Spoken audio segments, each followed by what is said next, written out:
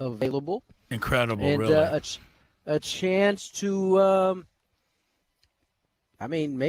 put themselves in a better position this week. And this Giants team is not playing great ball, as were the Rockies, and the Padres took full advantage of that. Kudos to them because I'm kind of pissed at the Padres, Tony. They were given like 35 mistakes by the Rockies. They only took advantage of like, say, 30 of them. So yeah, and it was a beautiful thing. Yeah, the Rockies the Rockies were like, if you don't want to take advantage of this mistake, we'll make another couple for you. Oh, that's an awful team, and I'm actually glad to see them leave because that was not great baseball. I'm just glad Padres came out and won. Yeah, no, I'm not sad. I'm not happy to see them leave. I'd love to play them. Just keep playing them. Yeah. 3-game series. But to me, that the Rockies weren't the story to me. The Padres were, from the standpoint of the improvement in the runners in scoring position, was terrific over the 2-game set. It continues to be good. I don't know, whatever you want to call it. I think Jesse was referring to it as the quilt or the chaos bullpen. Yeah, the quilt. Kevin Acey's going quilt. I've been jumping in on quilt.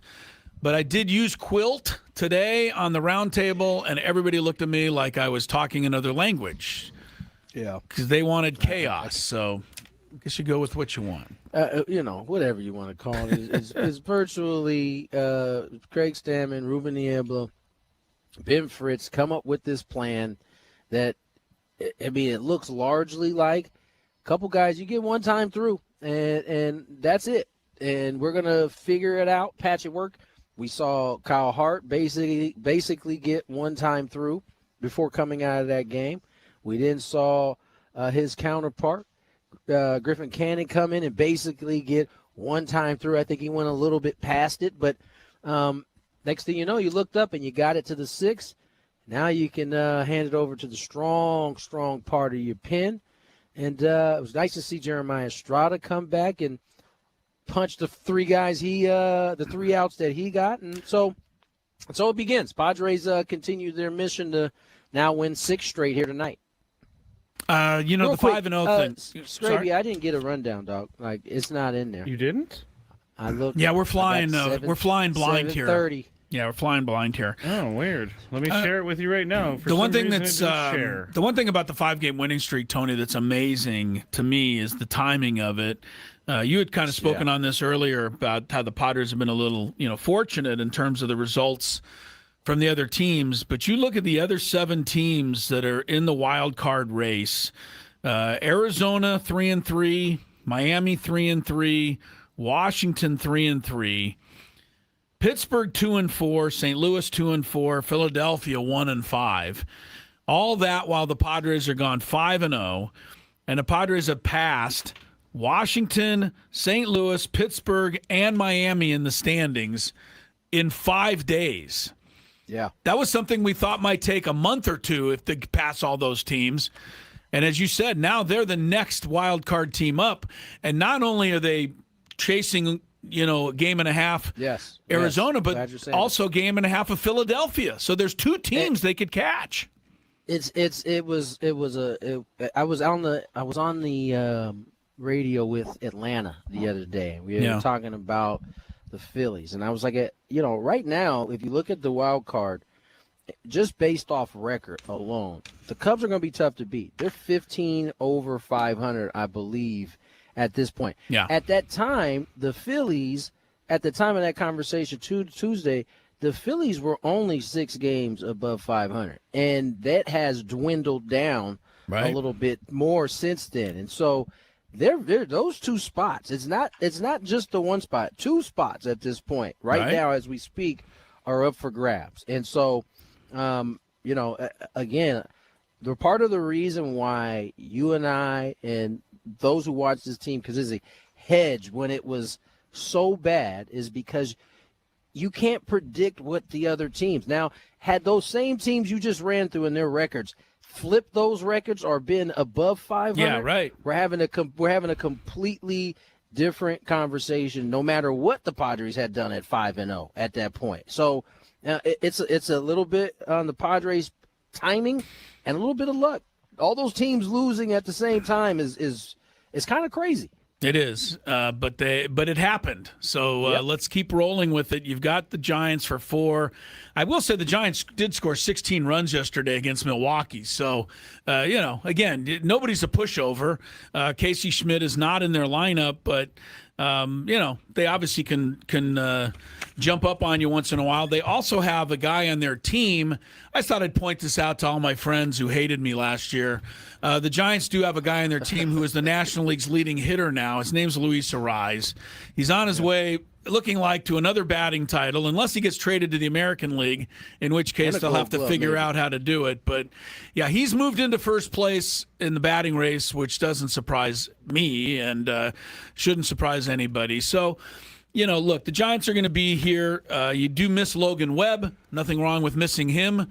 But Robbie Ray is a tough character. Roop is a good pitcher. So, yeah, go play some good ball this weekend. I don't want to use the word fugazi, Tony, although I love using the word fugazi.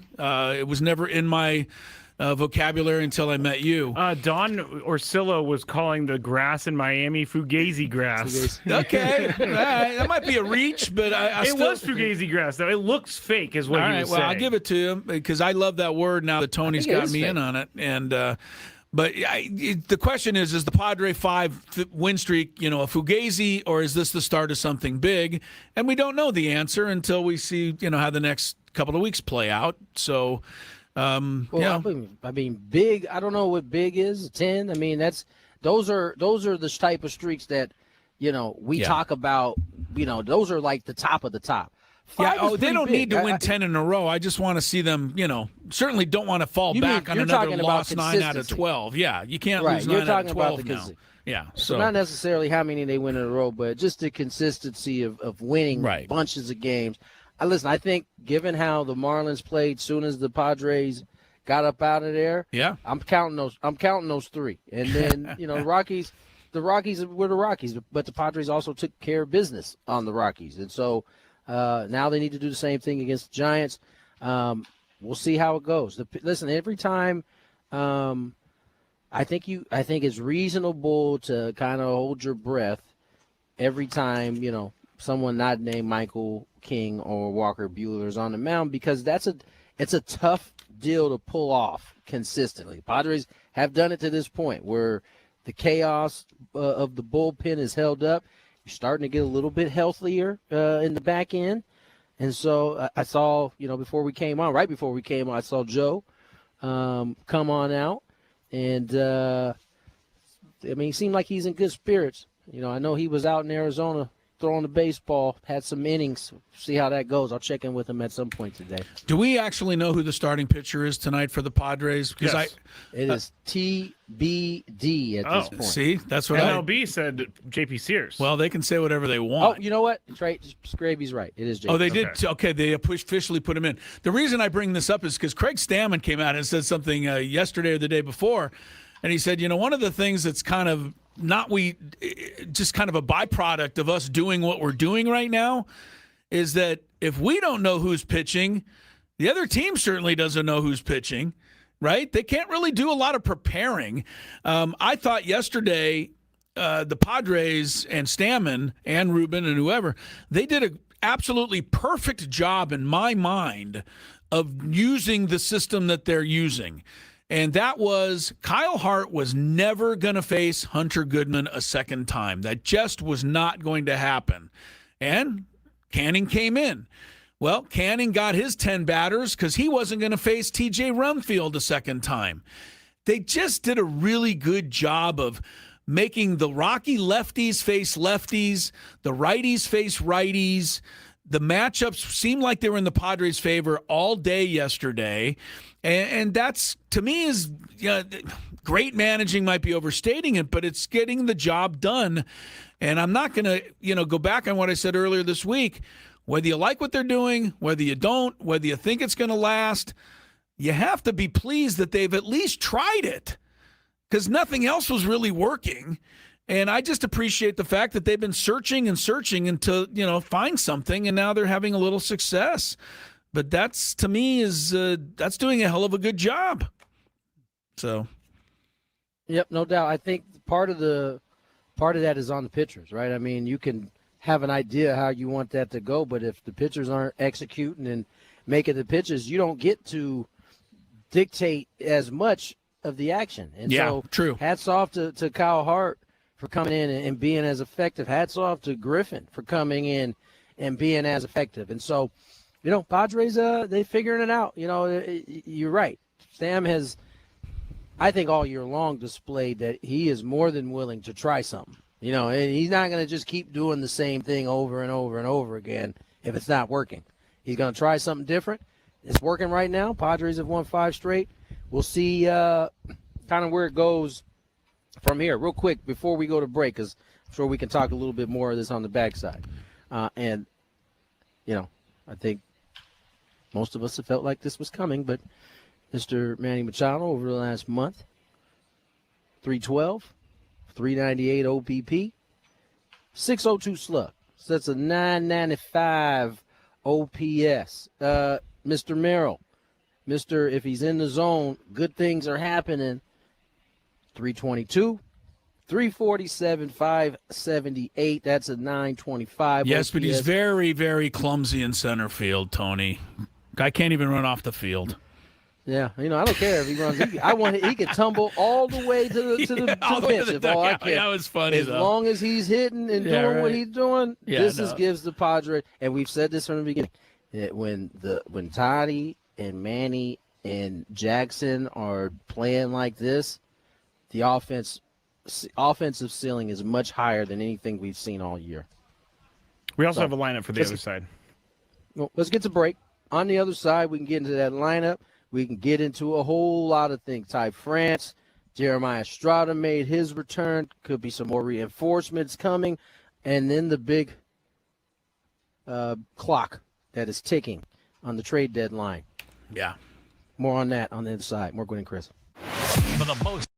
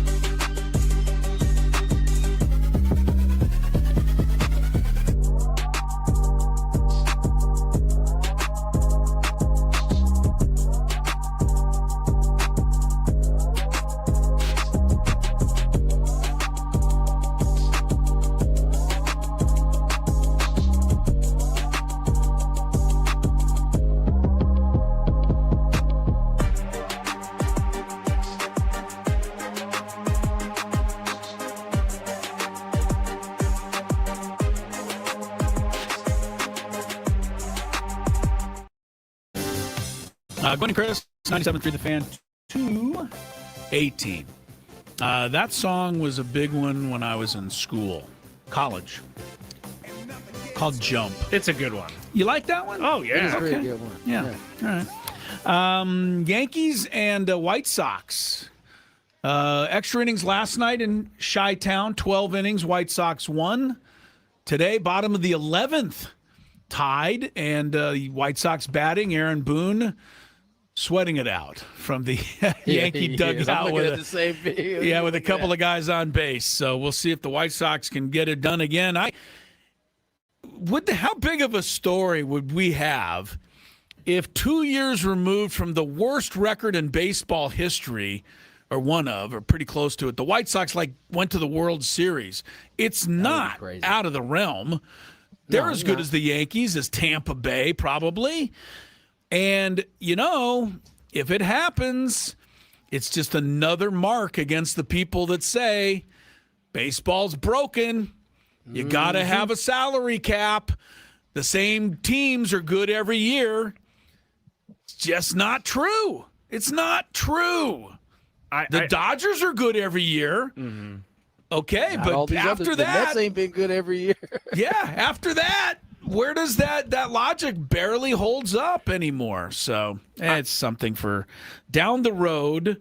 Tony's down to the ballpark. Padres Gigantes tonight. Scraby with his hand up because you want the lineup, or you have a question? Oh, no, I had a question. You're frozen on my computer. Yeah, I don't know what's going on with the are. internet today. It's so weird. Everything is so weird today. But now I forgot my question. I texted Tony yesterday during the game because I watched one of those MLB fairness ads. Oh, yeah. They are brutal. They are bad. absolutely brutal. They are presenting barely correct information. They're also going to get everybody who's already on their side against them. I'm telling you, they are. The ad is Have you seen them, stupid. Chris? Yes, I've seen a couple of them, and it just makes me mad. And I understand that most people are going to say, I said this to you, Tony, the other day, right or wrong, most people are going to blame the players for everything. They're selfish, they're greedy. But the more ads they put out like that, we're going to start seeing, man. The owners, they're the ones charging you $50 to park, people. Just don't forget. Just trying to say out there, it's not great. You gotta bring. Oh, game. Ooh, not up. He tripled off his glove. Bases loaded. He kept it in the infield. Yeah, Ben Rice saved it there. It looked like a game-winning hit, but went off his glove. So bases loaded, 1 out for the White Sox. We'll give you a wrap on that. I don't care about Ben Rice. I need a shot of Aaron Boone. I want to see what he's doing right now. That was a hell of a play, actually, by Ben Rice. It was. That was definitely destined for it to be a game winner right there. Great play to keep the game alive for the Yankees for the moment. But anyway, I want to get to the trade deadline stuff. But Scrabe, you teased the lineup. I gotta hear it now. Oh yes, I gotta hear it. So. I am not. You're not ready. I'm not good today. He lost it. He dropped the ball. I'm not good today. There we go. Leading off, Fernando Tatis Jr. Playing right field, batting second. Luis Rengifo DHing. Manny Machado playing third, batting third. Ty France cleaning up at first base. Jackson Merrill batting fifth, playing center field. Luis Campusano all the way up to the 6th spot, catching. Xander Bogaerts in the 7th spot. Jake Cronenworth second base, 8th. Jace Bowen left field, 9th. JP Sears pitching. It must be a lefty for the Giants tonight. I haven't seen Is it Robbie Ray tonight, Tony? Do you know? Yes. Okay. Yes. Jace Bowen, he's still getting some opportunities here because of some injuries. Wouldn't hurt for him to, really stick a couple into the gap. I know he's done some things that have helped his team, but it feels like he's just holding the spot until Samad Taylor comes back and Duhar. And, he can make the job a little more difficult for the Padres if he had a couple of 3-for-4 games here. Wouldn't hurt anybody's feelings. All right, so the trade deadline, I pick up the thing, and all I can see, Tony, is Mason Miller is going. Every team wants him. The Yankees have to get him. And I guess, according at least to Jeff Passan, who I'm losing more and more respect for by the day, According to Jeff don't let him hear you say that. He'll come for you. He will. Have him come. I'll challenge him because he keeps giving me this crap. The Yankees, they want Mason Miller. They can get him. And I'm like, what about what the Padres want and need? Because I don't know that the Yankees have the goods to get Mason Miller, even if the Padres want to trade him. You're going to send me Jason Dominguez, a guy that was touted as the next Mickey Mantle, but has been sent down to the minor leagues already 3 or 4 times. I don't see this working for the Padres, Tony.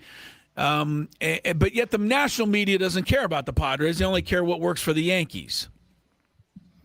Yeah, I mean, I don't know. I think it is unlikely that Mason gets moved at this point, given how the Padres have played. I mean, you can't put anything beyond AJ. I don't think it would be Jason. That wouldn't get it done. They have what's the young number one George prospect? George Lombard, another guy, Lombard. right? He's been, but they've been touting this guy for 10 years. Like, when is he coming up? I mean, listen, I don't know what the right call is. I think you hang on to Mason, but like, people are like losing their mind. I don't know if they're losing their mind, but there's an issue with everybody saying that we don't have young guys. That's the type of guy you would be getting if you are to move a Mason Miller. But then what does that say for this season and where the Padres are trying to go? I don't think anybody gets moved, at least like that. But it would be, I would think, more likely to move Adrian than it would be Mason at this point, considering he's a free agent at the end of the year. But either way, I wouldn't want to move him either. No, I mean, the Morejon and Mason Miller give you something that no other team has. Pretty much 2 automatic guys in the 8th and 9th inning. At least nobody in the National League has that I see on the top of my head. Now, Diaz came back for the Dodgers last night. Makes them a little more, deeper. Did he really? I didn't see that. He got the save last night. Gave up a run, but he did get it. And, you got Tanner Scott and Diaz now at the back of the Dodgers. But I think the Padres have to keep Miller. They have to keep Morejon. I think any trade that is made for the future is, first of all, being around AJ, I've never really seen him do that, number one. Right. Number two, we don't even know what the immediate future is going to be. And I just don't think with the Padres, with these contracts, Manny, Bogey, Merrill, Toddy, Crony, everybody, I don't think they can punt on any season. And I just think if you trade Mason Miller and try to tell all of us, well, we got such a haul for the future, I don't think we're gonna respond to that well. So how do you think they would respond if they were able to tag, let's say, Xander's contract in there? Yes, I understand that is. I know that's a bit of a juicier thing. I know the great desire to get Xander the hell out of here. I don't share that desire as much, and it's not my money. You know what I'm saying, Tony? Like, everybody's feels like they're paying Xander's contract. Guess what? You're not. So stop it. Who cares? It's not costing you. Oh, yes, it does. They raise the ticket price, and they don't. So stop this. That's my comment. They do, actually. Okay. But it's not because of Xander's contract. No, it's that's not why they raise it. So that's my whole thing with Xander. You know what? Contract. He's in a terrible slump right now. He can't pick up a ground ball. He's still not somebody I wouldn't mind having coming to the plate, in the bottom of the 7th or 8th of a playoff game. I still believe in this guy, to that extent. What are you going to put Song at shortstop the rest of the season? I'm not saying that's terrible, but I don't know that Toddy it's a big increase. He goes to second base. He goes to right field. Put him back at shortstop. David has a pretty good comment. He said, if we trade Mason Miller, we are essentially saying Tatis, Machado, Xander, Crony have no chance of getting us anywhere.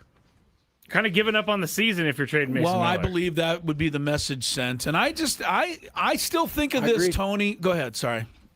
No, I agree. I agree that it doesn't send a great message. Yeah, but I still believe this, and this is probably very much pie in the sky, and it's not something I would have thought of last week when I was ready to, make vacation plans for October because I didn't think we'd have baseball.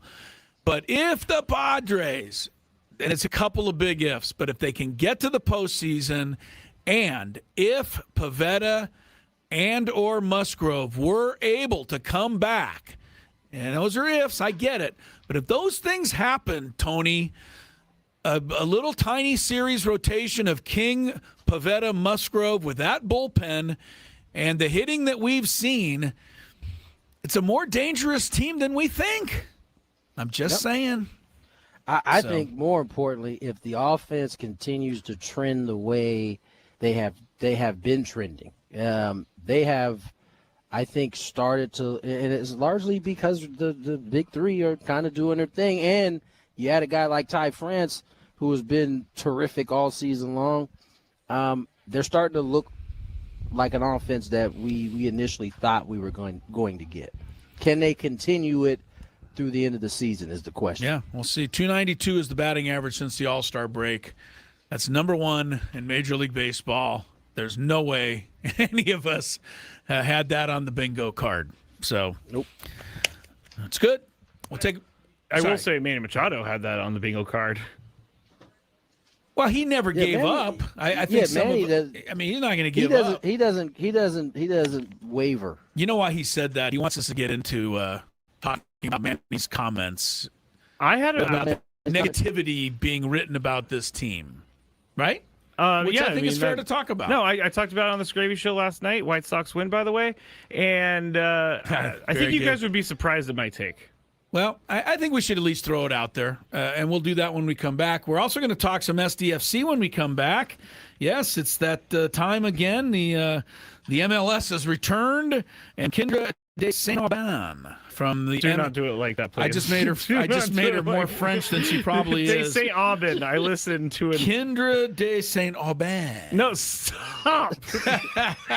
You got to remember, you're making me crawl out of my skin right now. I worked in hockey for a while. That's how don't I worry, do these Scrappy. kinds I'm bringing her on, Scrappy. Don't have you. to worry about it. Chris is going to reset just so he can say her last name. She's coming up from MLS, so that's all still ahead. Ben and Woods on the Fan. Mike.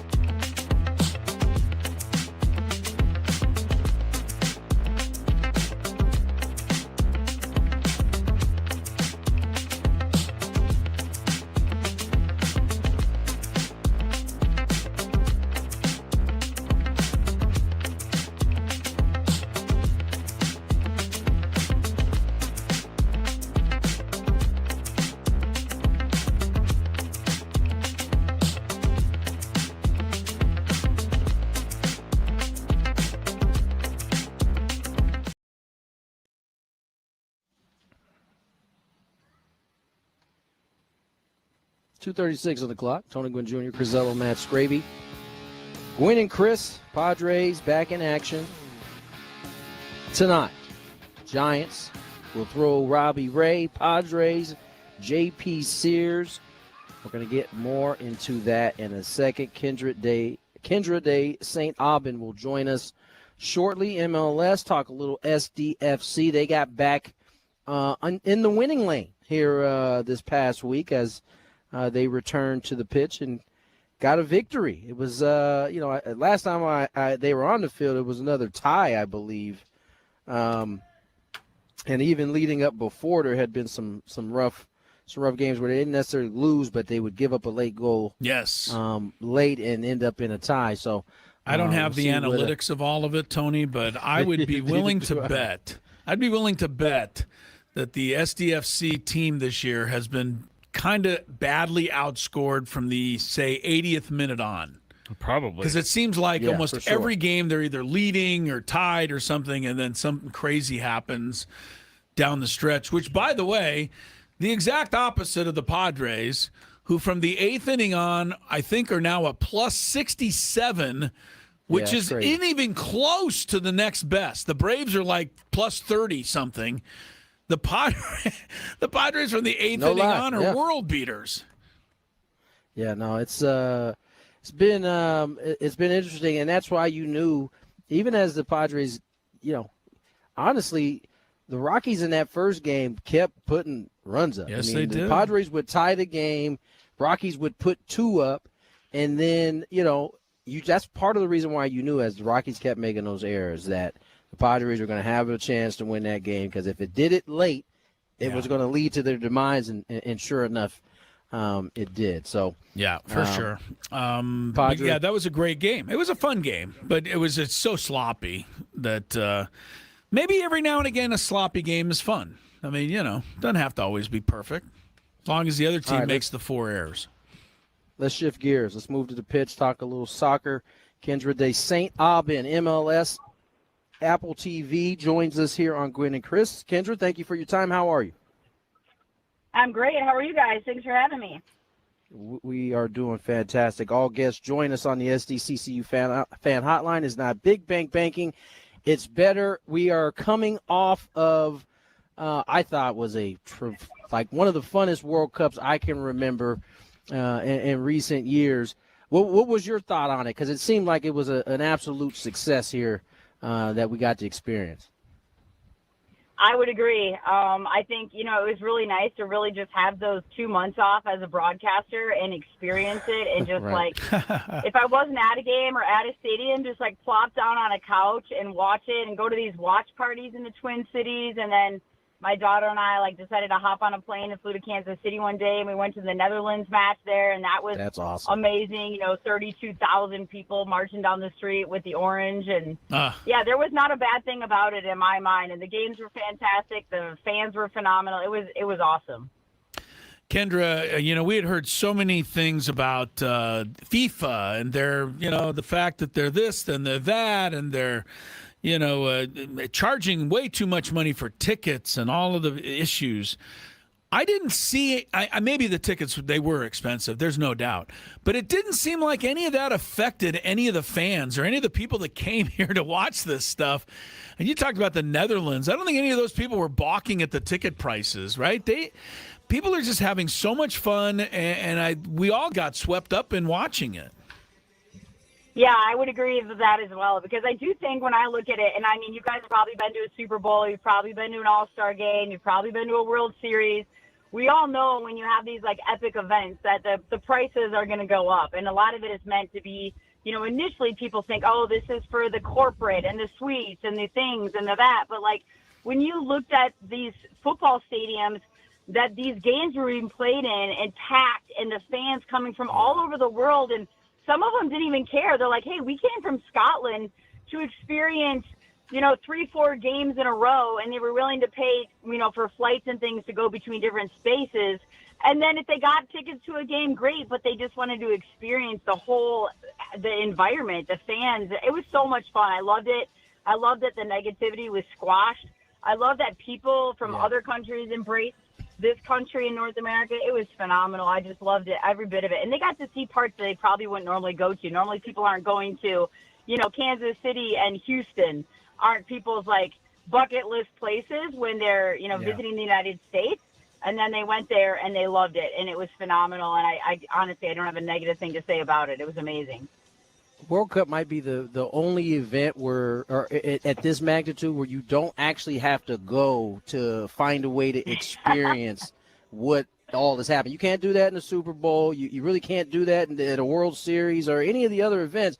World Cup is really the only one like that. Kendra, let's shift gears to the SDFC. I mean, obviously, they had a rough, I don't know if you call it the first half, but they had a rough pre-World Cup play time. They certainly haven't been able to live up or repeat the kind of success they've had early. What do you see as we move into this part of the season for SDFC?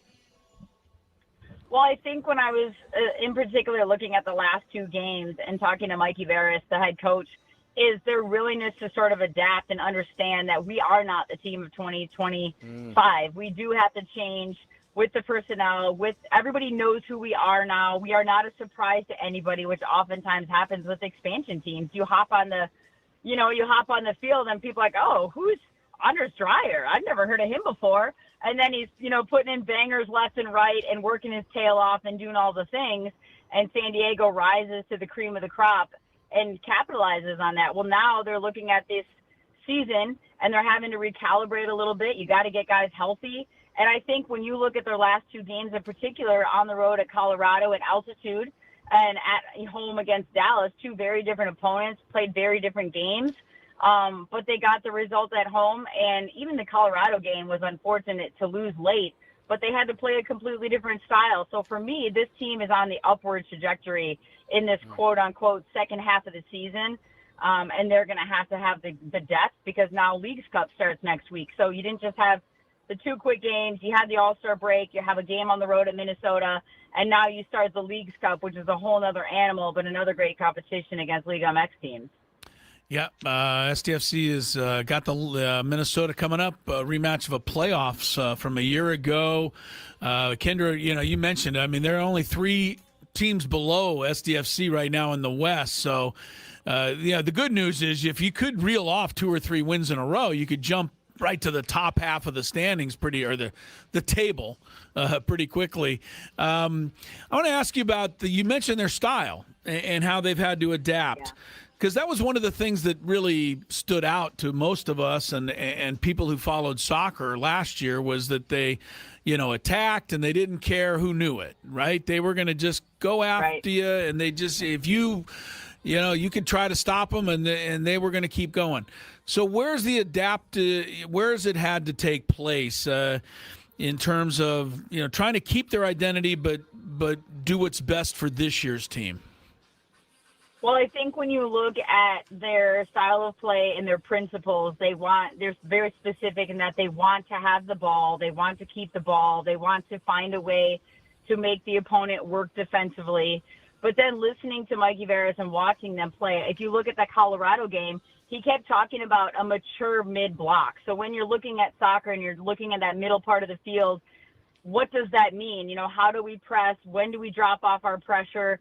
When do we stay a little bit higher? And recognizing when those moments are with the personnel you have on the field. And if you're going to try to get beat over the top or in a transition moment, are you already in a position to defend when you lose the ball? And I think those are things that we're seeing with this group now for San Diego, maybe we didn't see before. And then against Dallas, they're a very high-pressing team. So how can we play out of the back smartly? How can we keep the ball but not to our detriment? How do we find the long ball when needed? So it's more about them reading the game in the moments that it presents, which is honestly one of the biggest things that we love about this game of soccer, or, football, as we heard it called time and time again in the World Cup, is the ability to be creative and kind of read the game on the fly without timeouts and opportunities the team has to adjust. So I think that's what San Diego is doing now. I think that's what Mikey Veras has this team believing. They've got the quality in the midfield where, Tverskov, Valakari, they're all healthy. You got Godoy coming back off a World Cup. He's experienced. Ingvartsen is healthy up top, and you got Dreyer, and then you've got your new DP signing that will be coming in sooner rather than later. So these are all good things for San Diego. And it's more just the understanding of when to change your game and adjust depending on the opponent and what's being asked of you. And I think that's what they're doing this year, which last year they may have been a little bit stubborn or naive in trying to keep to the way they wanted to play regardless. And it worked for them. And then they learned this year it wasn't going to work because everybody knows who they are. Kendra de St. Aubin joins us. MLS on to Apple TV is where you can find her. And Kendra, I want to ask you a little bit because in the beginning of the season, I think the conversation around Chucky Lozano kind of quieted because, Mikey Veras has been pretty steadfast that ship has sailed. But as they started to lose games, the fans, more conversation started to pop up. The organization has still remained pretty steadfast that he is no longer going to be a part of this organization. Is this a distraction at all for this ball club as they move forward? I think it may have been, to your point, and we've seen this with every sport. I mean, all is good and well when you're winning, and nobody remembers who's hurt. Nobody remembers who got traded away. Nobody remembers the missed signing opportunity, once everybody's winning and things are great. But when things start to go sour or south or not working like they did the previous year, it's easy to point and try to dig into that a little bit more. And you're absolutely right. I think it was a distraction during that time period. The World Cup break was probably the best thing that could have happened to them because they could recalibrate, they could reconfigure. That part of it kind of quieted. And as much as we talk about these guys and their schedules, even a player like Anders Dreyer, when he came in last year, he had played like a year and a half straight because he had been in his season. He didn't get an off season. He came straight in. He didn't miss a game. I mean, he's just like one of those warrior players that's not going to miss a beat. He needed that World Cup break to refresh. So then you get back on track after the World Cup and you start getting on the positive side of things and the fans see that. And I don't think you're going to hear a lot more about Chucky Lozano. They tried to just squash that, saying he is not a part of our club no matter what. Of course, the media, as we all do, we're going to keep asking questions because that's what we do, and that's what the fans do. But at the end of the day, I think that ship has sailed.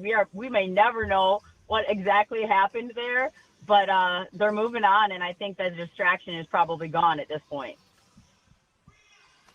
Well, Kendra, we certainly appreciate your time. It was nice to catch up and kind of, get locked back into the rest of this MLS season. We certainly appreciate it. We'll look forward to talking to you again. Awesome. Thanks for having me, guys. I appreciate it. Thanks, Kendra. Kendra de St. Aubin, MLS on Apple TV is where you'll find her. All guests join us on the SDCCU fan hotline. It's not big bank banking.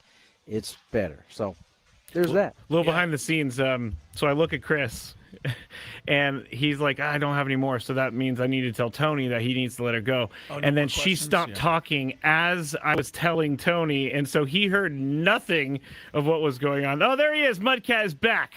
He's right there. He's hugging Tony in the screen. Hello, Mud. He just now picked his head up. There he is. Mudcat, what are you doing there? There's the guys trying to steal your job the last couple of days. Ooh. He can't hear us. That's the problem. Yeah. Anyway. Always good to see Mudcat. Right after you finished saying that there was no more talking, I know. was like, is she done? I was like, okay, let's go. By the way, that win by SDFC the other day, 1-0, was only their second in the last 12 matches. So, it's been a struggle for sure, but there's still time. They're only 2 games under 500, and like I said, they could win 3-4 in a row, which they did earlier in the year. They could get right back in the hunt. I hope that happens. But they've had it seems like they've been kind of snake bit, when it comes to late in games this year. So hopefully they can reverse that. I think that's good trend. to hear that they are making an adjustment and trying to change things up, because clearly what worked last year was not working this year. All right, before we get to the top of the hour, we promised that we'd talk about Manny, and yesterday he was asked, the young guy, Julian Delgado. I think it was 2 days ago. 2 days ago, thank you. He was on the roundtable today, Julian was. Oh. So he asked Manny, you guys are starting to hit a little bit. things are going well. He said, "What's the difference?" And I think it was kind of an innocuous question. For whatever reason, Manny seemed frustrated. I'm not in his head, but he seemed a little frustrated at the question. He said, "Why don't you tell me? You guys, are the ones that write all this negative stuff about us." So, I get the fact that can be an answer. It can be a little frustration. You read stuff, you get a little tired of it. You start winning, you say, "Hey, look, we never gave up, even though you gave up." So I get where Manny's coming from. At the same time, though, I don't think it's fair, when guys asking a pretty innocuous question, to kind of put him on the defensive like that. And I think if Manny had it to do over again, I think he would react differently. And I know I'm probably speaking out of turn here, Tony, because I've never fielded questions in the locker room like that. So, you got a comment for me on that? You want to comment? Yeah, you want to comment? I think the skill is knowing who to ask the innocuous question to.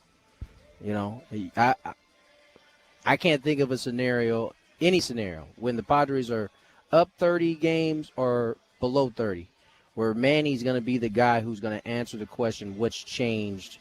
I think that's kind of the answer you're going to get, especially when it's been going the way it's been going. Now, maybe you go ask Jake Cronenworth. He's probably a better source. It's like when my dad was on the Padres, the reporters knew who to go ask to get a certain question type answer, and whether you think that that's his responsibility to do it or not is a whole nother thing.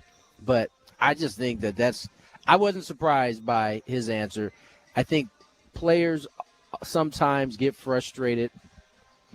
Some players get more frustrated than others about things they're hearing and what's been going on. Remember, he's been at the center of it because he's been the one probably that has struggled the most in terms of the numbers not looking like what they are. Yeah, I mean, it's I said the same exact thing last night at the Scraby Show. You got to know who you're asking, because Manny can be prickly. And I also thought his response was in jest. It was like kind of a joke, kind of not at the same time. Like, let me say that because I didn't see the video of it. Oh, so I I thought don't you know had. like Okay. how he was. All right, I'm going to find it, and then we can play it real quick. Well, you guys got to talk, so. Oh, Well, you're hurry not up. finding it now. Well, we're done. It's- All right, I think we said we. I think we both hit what we can hit. I'm on the outside because I'm not in that locker room. I'm not Manny. I think that Manny it's my own view of it. Is that if Manny wants to send just a little happier message out to the people that love Manny Machado, I think he has to watch a little bit sometimes his answers on stuff. I don't know that the criticism is fair or unfair or warranted or unwarranted, but I do. Some people see that kind of an answer, and I think they get frustrated to see his frustration. And, we're happy that they're going well. I mean, he says that there's a lot of negativity about this team. I don't agree with that. I don't. I think when you're I don't disagree with what you're saying. I don't agree with that there's a ton of negativity. I think what's being talked about is based on how they've played. I don't think anybody's being extra negative towards the Padres. Yeah, I don't either. And so I think that's just, that's just Manny's, that's just Manny being Manny is what that is. Like, I wouldn't read too much in it. And quite frankly, I don't think the folks who deal with him on an everyday basis probably read too much into it. They know he can be prickly at times, and I guess he was prickly that day. Let's also say that the social media can make something bigger than it always is. So that's what? For sure. It does happen. All right. For sure. We got to go to break. All right, let's go to break. How about that? More Gwynn Tune in August 3rd for the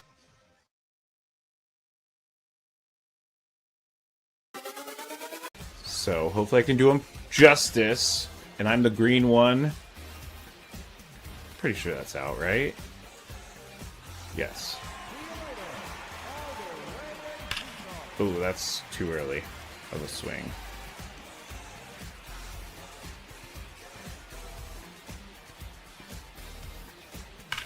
Ugh, what am I doing? Come on, pitcher. throwing me one down at the bottom of the zone. Ooh, is that going to have enough? Ooh, barely.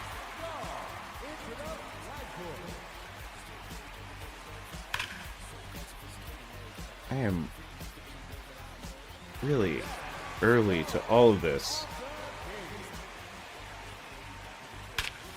There we go. Figuring it out a little bit.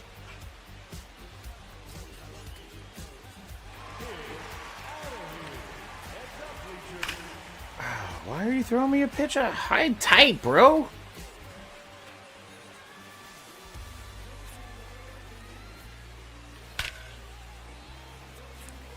Alright.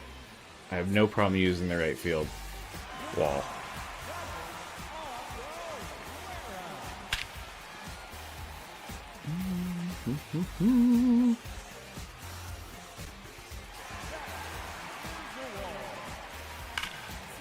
Too early. This pitcher's like trying to change up speeds on me, throw high and tight. Come on, man. For whatever reason, I cannot wait for the pitch to get to me. But I'm hitting home runs, so who cares? Arrgh! Not great. I think only the top 4 move through.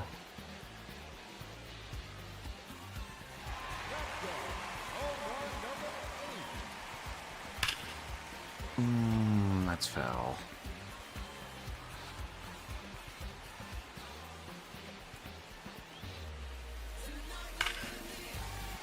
That one's gone. But what's the score? Oh, I need some home runs. That is for sure. That one's gone.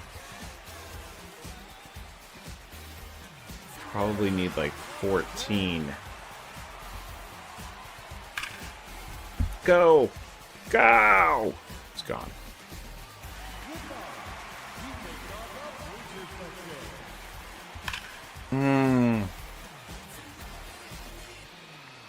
I cannot be eliminated in the first round.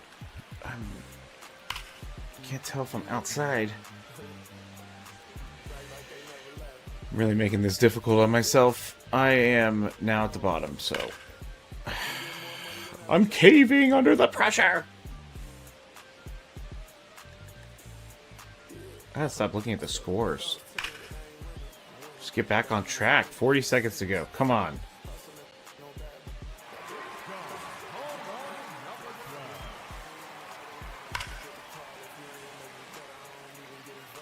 Couple people did not hit a home run, so that's good. What are you doing throwing me a pitch that low?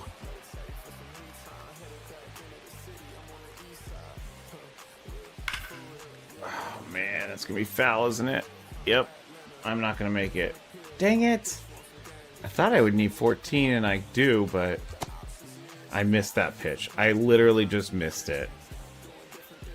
That is a brutal way to end this. Yes, I'm aware I've been eliminated. That was a terrible showing. So, hopefully I can do him justice. And I'm the green one. Pretty sure that's out, right? Yes. Ooh, that's too early of a swing.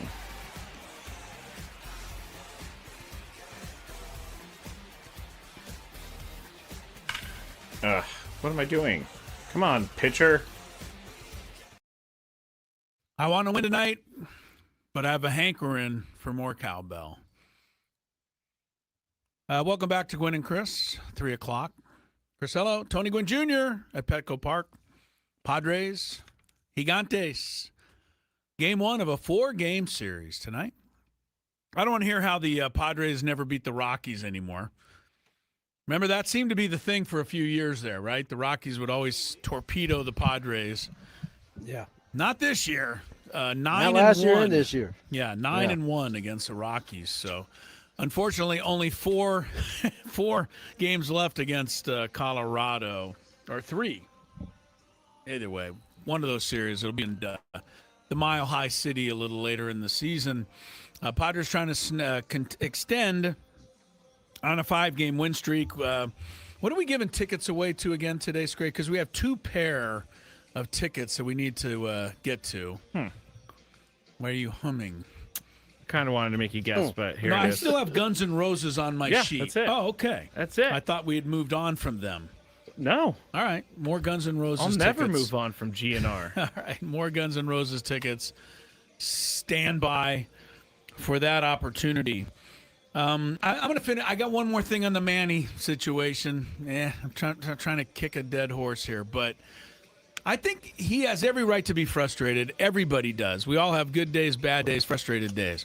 I think, though, and Manny answers a little prickly, because you said correctly, Tony, he can be prickly. That's fine. But I think he could also come back later and say, hey, you know what? I apologize for being prickly. I don't think there's anything wrong with that. And I also think Let me ask you a question. Let me stop you. What if he did that already? I would be great. But I don't. I mean, we had Julian on today, and he didn't say that happened. So and maybe he hasn't seen him. What I'm saying is, I think a reporter has to do the same thing. I think it's a dance and a relationship between reporter and athlete. And I think sometimes reporters are out of line with the questions they ask. And I think when that kind of happens, you don't get many reporters to do it. But I think it's fair that the reporter go back to the player and say, hey, that question was not well thought out. I didn't mean to put you on the spot like that. I just think the relationships can kind of coexist that way. But it is a little more difficult now than it used to be because there's so many people coming at you from so many different angles. And I totally, like your dad only had to probably, talk to 3 or 4 writers after the game, Tony, right? Now, God knows how many people would be asking him stuff with the kind of credentials that are out there for every website and podcast or whatever. I just think that this didn't reach that level. I mean, saying that, why don't you tell me you guys write the negative things isn't directly solely at Julian. It's directed at all of the reporters that's true that are there. And now I in a professional setting, I certainly, and I know he didn't, having been around Julian before, he didn't take it personally. And so you kind of just move on. He had a prickly day. If everybody apologized for every single thing, we'd be sitting here hearing apologies very, very often. I apologize for what I just said. Yeah. All right. Let's move along because, this is a big game coming up tonight. JP Sears starts, Tony. And, how does it go tonight? Like, who's our second guy in the chaotic, pitching Randy summary tonight? Vasquez. Okay. So, that doesn't sound. That was the combo. That was the combo last time. Okay. Except JP was the one that was piggybacking. Vasquez went first last time, and then Sears came in, and he did what he did great. Yeah. How about Griffin Canning yesterday, Tony? I told this to Scraby. We've been all over the guy's case all year long. So, when he has a game like that, I need to take a moment to appreciate it. And it was one thing that he did that he hasn't done all year, Tony. If you look at it in the stats after, 10 batters faced, 9 first pitch strikes. It is incredible how your world changes as a pitcher with a strike one count. And he was on point yesterday. No walks. He's got the stuff to get people out, right? If he's not helping teams out. Right, when he's throwing strikes. Yeah. I mean, he threw his changeup was filthy yesterday, and he got ahead of hitters. And so, yeah, I mean, he had 10 batters? You said he looked good, man, during those 10. Yeah, 10 batters, 9 first pitch strikes. The one walk, it wasn't a walk, it was a hit by pitch. But before Cole Carrick could even take his equipment off, he was picked off first base. So I think he was still putting his mitt on. I don't know what he was doing over there, but credit the Padres for catching him napping for sure. The other thing I wanted to ask you, Tony, is your thoughts on Mr. Estrada.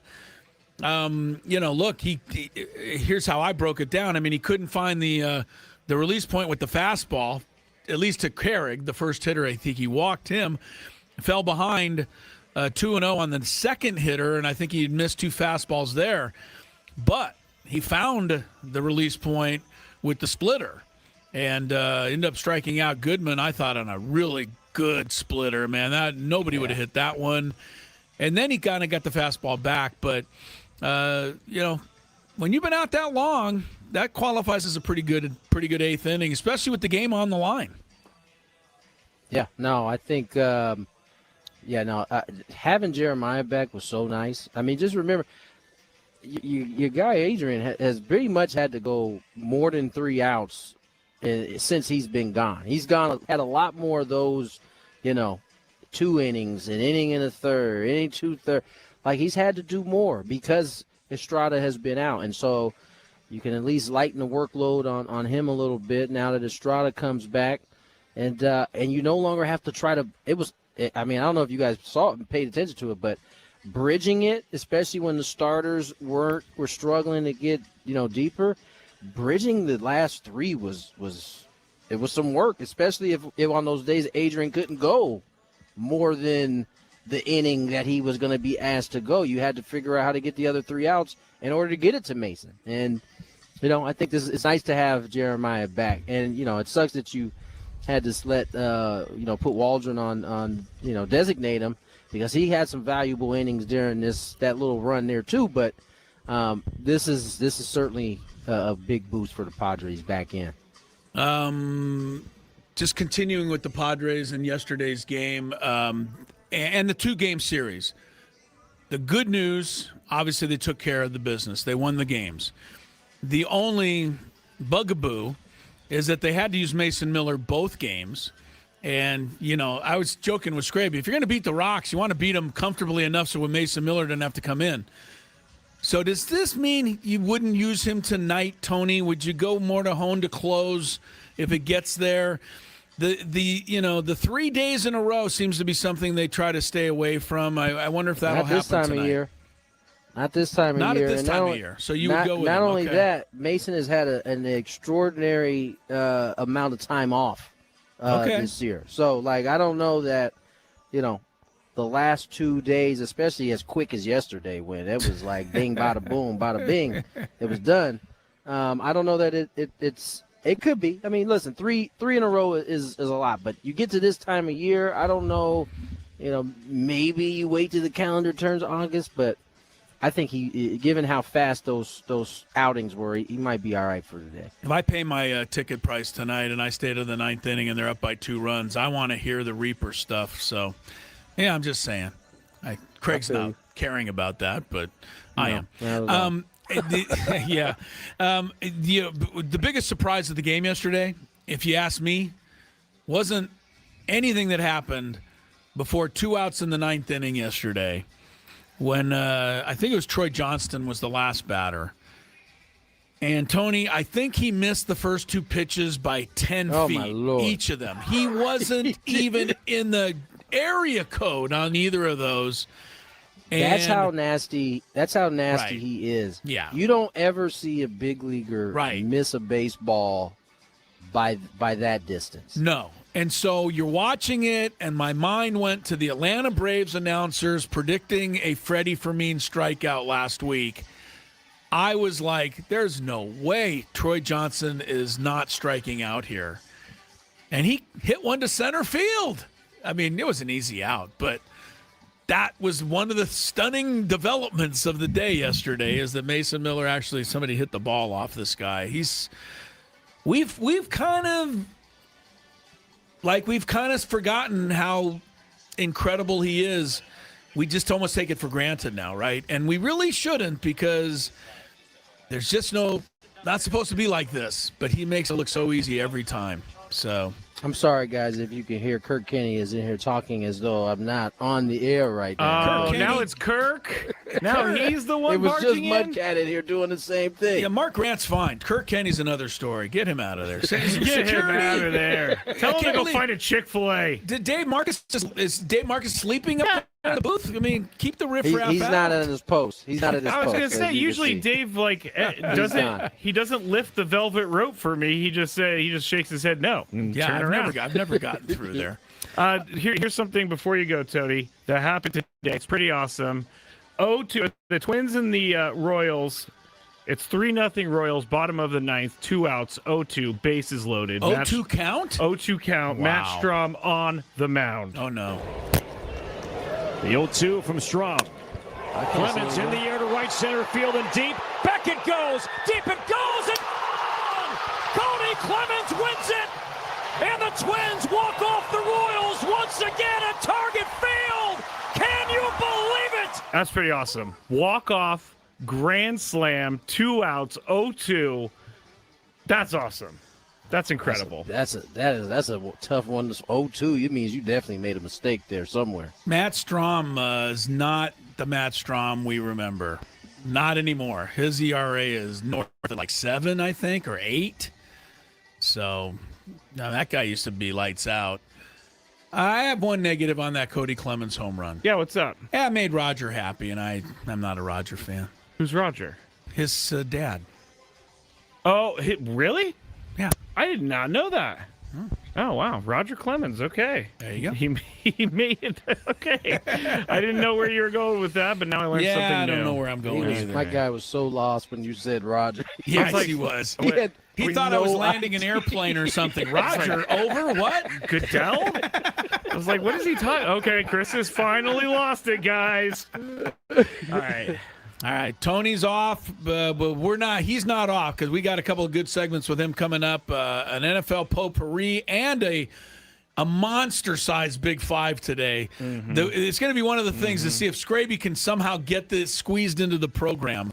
Also, don't forget we got the GNR tickets, so we're going to give some of those away as we resume on Gwynn and Chris.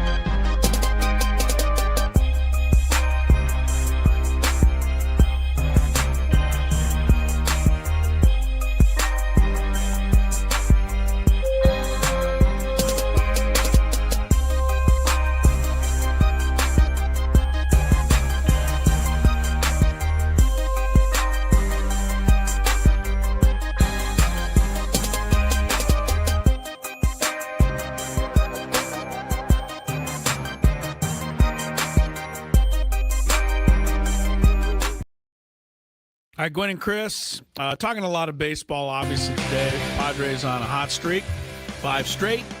Going for 6 against the Gigantes tonight. By the way, since everything's just continuing to go the Padres' way, we might as well just keep the good times rolling. Another one of the teams in the wild card race with them. The Cardinals lost again today. Cubs beat them 4-2 in 10 innings. By the way, last night... he's my favorite. But the Cubs and the Cardinals went into extra innings last night as well. Top of the 10th, PCA hit a 2-run homer to put the Cubs ahead. And, of course, he preened all the way around the bases. Just so annoying. And I know that everyone in Chicago loves him, and I imagine there's, people out there, their kids want a PCA uniform. Fine, but there's got to be somebody better, than him to pattern yourself after. Anyway, he does the whole preening and the whole everything he does. Yeah. Bottom of the 10th, though, Cardinals walk it off 3-2. Sorry, PCA, you'll have to hold on another day to be a hero. The guy, he walks around the bases like the game's over, and that's just what he does. We were actually, the chat was Really having a don't like conversation because we're talking Manny Machado and his thing with the media. No. The PCA, if he were to say that to someone, though, like... It would be, hey, a national story. Nah, I don't know. You don't think so? I don't know if he said the exact same thing that Manny said. I don't... Because this is you guys a are the national ones saying story all the either. negative things about us. Yeah, I think people would let it slide for some reason. And I'm not trying to do a race thing here, but PCA, I don't think so. PCA does PCA should be criticized for some of the things he does. And he is, but not to the extent of other guys. Well, and I think Manny should be criticized even for being prickly. I don't have a problem with, again, as I said, you can be prickly. Everybody has a tough day. Writers have a tough day. Broadcasters, radio guys, right? Nobody knows, what I was up to, in the half hour before I got here. Weird stuff. I probably just triple bogeyed 3 straight holes by the time I get in here. I'm in no mood. My point is, I think you go later. You say, hey, man, that wasn't the best response. That's all. But, I don't think it's fair to just say, hey, it's Manny being Manny. He's prickly. That doesn't make it okay, does it? I don't think. No, it doesn't. No. Right. Just because you have a certain personality doesn't make it okay. Yeah, well, you should expect it. That's just PCA being PCA. He's an idiot. Well, okay, it's time we got to work on that a little bit. All right, we could drop it now. Yes, let's drop it. If you need a loan, this is not a bank commercial. I was going to say, but if you need a loan and you live in North County, say kind of in the Mission Hills area. That's not North County. Where the high school is up there in San Marcos. Oh, Mission Hills High School. Right. Yeah, okay. That is right. If you're in the San Marcos area, Mission Hills High School neighborhood, you might want to look up your old friend Chris Olave. Just signed a 4-year extension worth $132 million. And by the way, if Chris Olave were to get hurt in the first game this year, and I don't wish it on him, he's a terrific young player, and I love watching him. But $90 million is guaranteed. Wow! So I wish for a second I knew what that felt like. By the way, in defense, in any if you're thinking of asking Chris for a loan, by the way, I hope he says no. Yeah, don't to the ask first him for person that. And say it to everybody, and don't ever start giving people money. I've heard Charles Barkley talk about this many times. He goes, he had to learn his lesson because people who ask you for money and you say yes. Because you got the money, so you give it to them, they never stop asking. Of course. And then when you finally say no, then they look at you like you're the biggest jerk on planet Earth. Yes. And Charles Barkley said he had to learn that lesson. I hope he's, pass it to the rest of these guys. So anyway, congrats to Chris Olave. That's a hell of a deal. I know that he was up for the PPR Athlete of the Year, whatever it is, Pigskin Player of the Year. I don't recall him winning that. And I'd have to go back to all the finalists, but I would say that he's probably been the most successful of the group, right? He's gone on now to Ohio State greatness and now, $90 million in the bank. Guaranteed. Today, I went to 7-Eleven before the show. I do often. Stop and grab a drink, something on the way in. I know, Scraby, you frequent the 7-Eleven here. I haven't been going near as us. often lately because it's been really crowded. Yeah. So nobody goes there anymore. It's too crowded. That's the old Yogi Berra line. Well, people like before it was easy. It was in, it was out. Yeah. There was not much of a line. Now there's a ton of people. Sometimes it can be a little bit of a line, and the two folks who work in there, they get you in and out of there pretty quick, for the most part.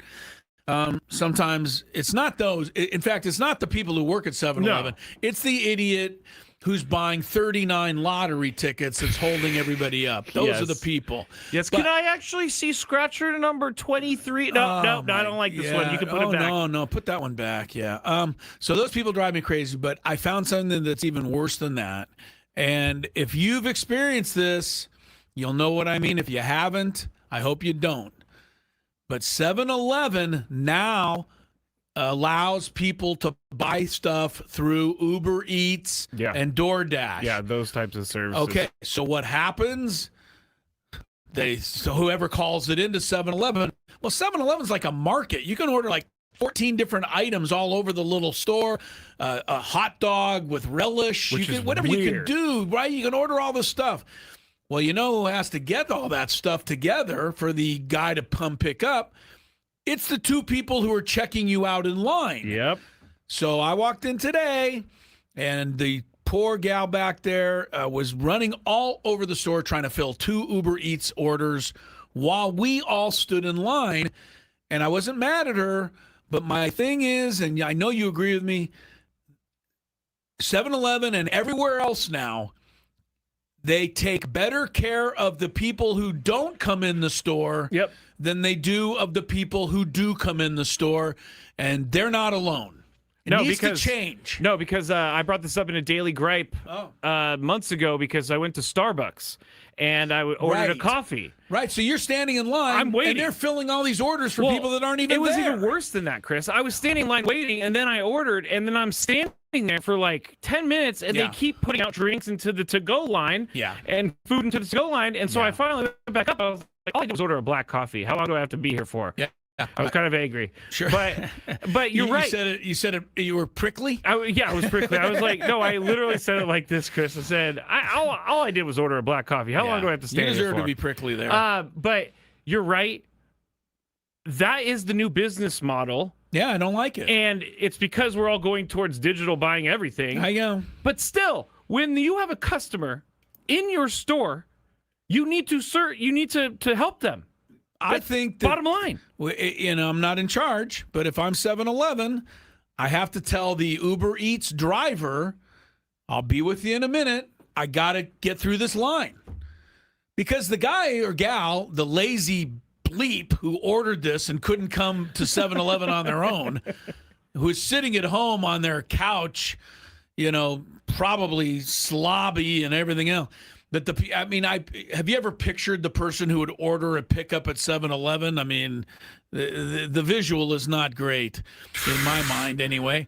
But whoever orders that lazy person, they don't know that it's taking a little extra time, right? No. But I do because I'm in the store watching. Yes. So this is you to me it's any business, but stop getting the pickup orders and all that first. They should have to wait, not the people who are standing there in line. And so I'm alone here. Not alone. I know there's people who agree with me. Alone. I just don't know it's going to change. The SD Mike said something that's pretty interesting, and so did Aaron. Said this is by design. 7-Eleven gets kickback from these apps, and the apps don't have to provide the labor because they're using the 7-Eleven employee to do their work for them because the 7-Eleven franchisee gets the money for using the app. Right. So the guy that is the Uber Eat guy, he doesn't go into the store and go around and get the items. No, it's the 7-Eleven employee. They do the work. So the guy at the top of the franchise, that location is making money off the app, but also getting a kickback. But a kickback, and so he's providing free labor to the ordering app, all that stuff. Well, it's quite annoying. I don't like the fact that lazy I want to call these people, but lazy people are being basically given the right away. Now, I don't like that. I can't say everyone's lazy because all right, some people somebody's need got a broken leg. I get. All right, there's I'll give it to you. a mom with a kid and she can't get into the car, and so Get in the car. No, you don't have a kid. Like, I have put a kid into the car before. It takes forever. Get the kid in the car. Drive to 7-Eleven. Keep him in the car. With the windows up, and go in and get your food. Isn't that how you do it? This is terrible advice. Terrible. Tell the kid to wait in the car while you roll up the windows and turn off the air conditioning. Please, anybody listening, do not ever even think about that, because that's actually a nightmare of mine. Yes, that's actually a tremendous, terrible thing that happens every year to lots of animals and kids. It's a horrible crime, is what that is. Yeah, so, it is. It is. And let's not, would you? Because I had a friend who did this, Chris. He saw someone who had their dog in the car. It wasn't a kid, but it was a dog, windows up. Yeah. He didn't even think twice. He just smashed the window. He did. Yeah. And so we waited, or he waited. I wasn't there, but he waited and to tell the person you can't leave your dog there and everything. And he wanted them to call the cops on him so that he had to explain, well, they left their dog in the car, but they never called the cops. Yeah, I don't think I tell you one thing, it would be really bad. I at the very minimum, I hope that I would bring my car next to that car and lean on the horn for about an hour until somebody came out and saw what the hell's going on and get this dog some air. Or going into the store and being like, there's someone's dog out there. Yes, I can't embarrass the hell out of them, but I can't smash a window probably. That was aggressive. It was. That's not It was aggressive. All right. Coming up next, we told you the Chris Olave story, signing the extension. That's just kind of a little warm-up for today's and NFL potpourri. I can't wait. We are 1 week away from the Hall of Fame football game, the National Football League.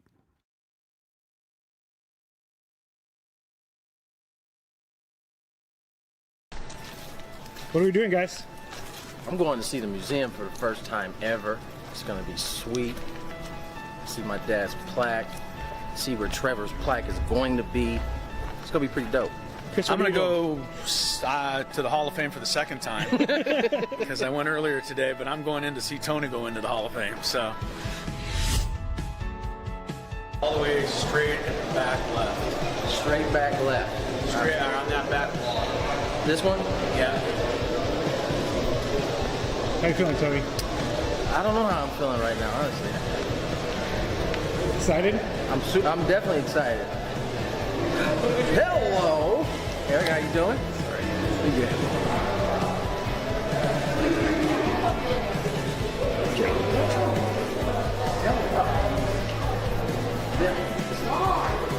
Wow. Just like I told you, next to the famous Barney Dreyfus and Leslie Wilkinson, whoever they are. That does look like them. I know. It's a good shot. They don't do them all that great. That one's good. Really good.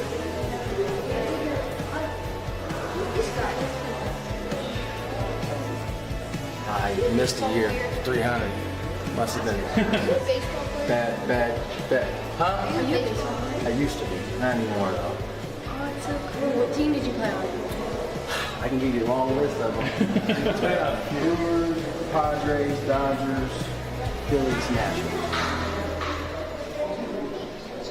What position did you play? I played outfield. This was my dad.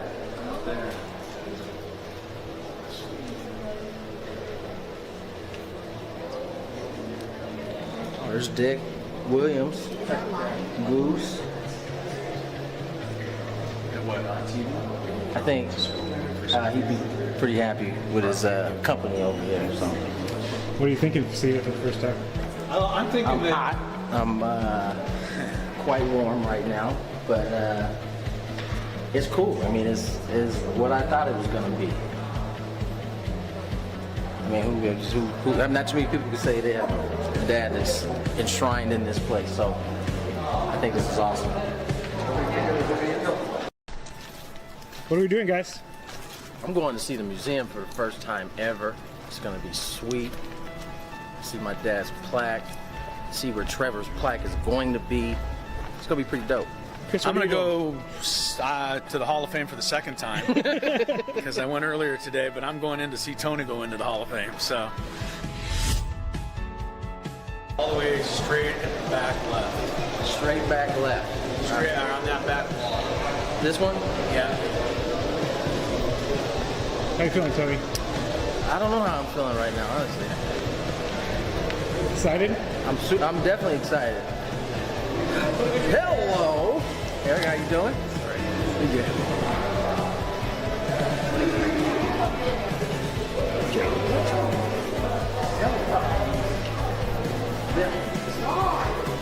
Wow. Just like I told you, next to the famous Barney Dreyfus and Leslie Wilkinson, whoever they are. That does look like them. I know. It's a good shot. They don't do them all that great. That one's good. Really good.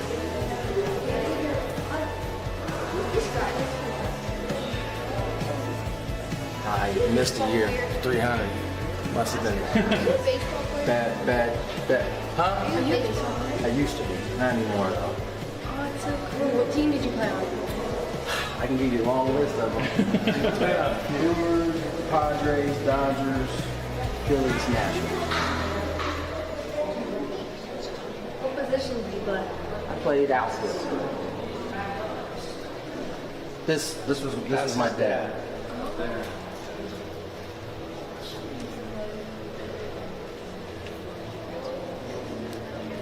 Oh, there's Dick Williams, Goose.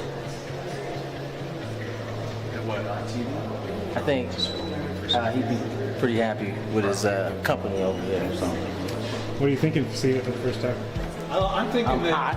I'm quite warm right now, but it's cool. I mean, it's what I thought it was going to be. I mean, who not too many people can say they have a dad that's enshrined in this place. So I think this is awesome. What are we doing, guys? I'm going to see the museum for the first time ever. It's going to be sweet. See my dad's plaque. See where Trevor's plaque is going to be. It's going to be pretty dope. Chris, I'm going to go to the Hall of Fame for the second time because I went earlier today, but I'm going in to see Tony go into the Hall of Fame. So all the way straight at the back left. Straight back left. Straight around that back wall. This one? Yeah. How you feeling, Tony? I don't know how I'm feeling right now, honestly. Excited? I'm definitely excited. Hello! Eric, how you doing? Pretty good.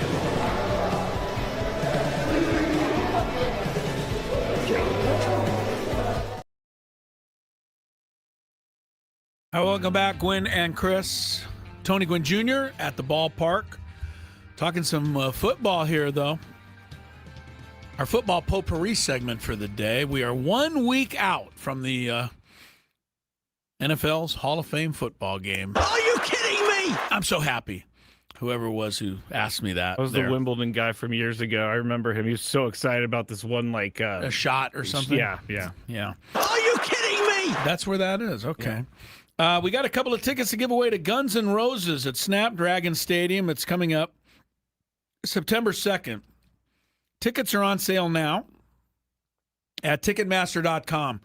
And I usually do, sports or football or something since we're doing a football segment. But somebody chimed in on the chat and said, hey, tell Chris, how about a little Guns N' Roses trivia? Yeah. And I thought to myself, well, my Guns N' Roses trivia questions are in short supply. I don't have a long list of them. But you know me, Scrabe. I came up with one. You did. So you're going to dial in, 833-288-0973. If you're dialing in right now. I love it. There's people already on the phone. They haven't even heard anything about this. I didn't even tell them to dial yet because they can't hear it. Anyway, if you're dialing in now, Scraby's going to hang up on you. So your best thing is to hang on till you hear the question and then, then start dialing in. Today's question is for the Guns N' Roses tickets. What is the real first name? First, let's go all in. What is the real name, first and last name, of the famous Guns N' Roses guitarist Slash? Okay? I have no idea. What's his real name? Slash. That's obviously not his real name. Yes. No? So, first person with the correct answer, 833-288-0973. You tell me who Slash is, and you'll go see Slash. I don't know if Slash still performs with Guns N' Roses, but I assume he does. I would think so. I mean, a lot of these bands, as they move along, they start subbing people in here and there. I think it is the original. But I think Slash is still there. Anyway, you can go see them on September 2nd.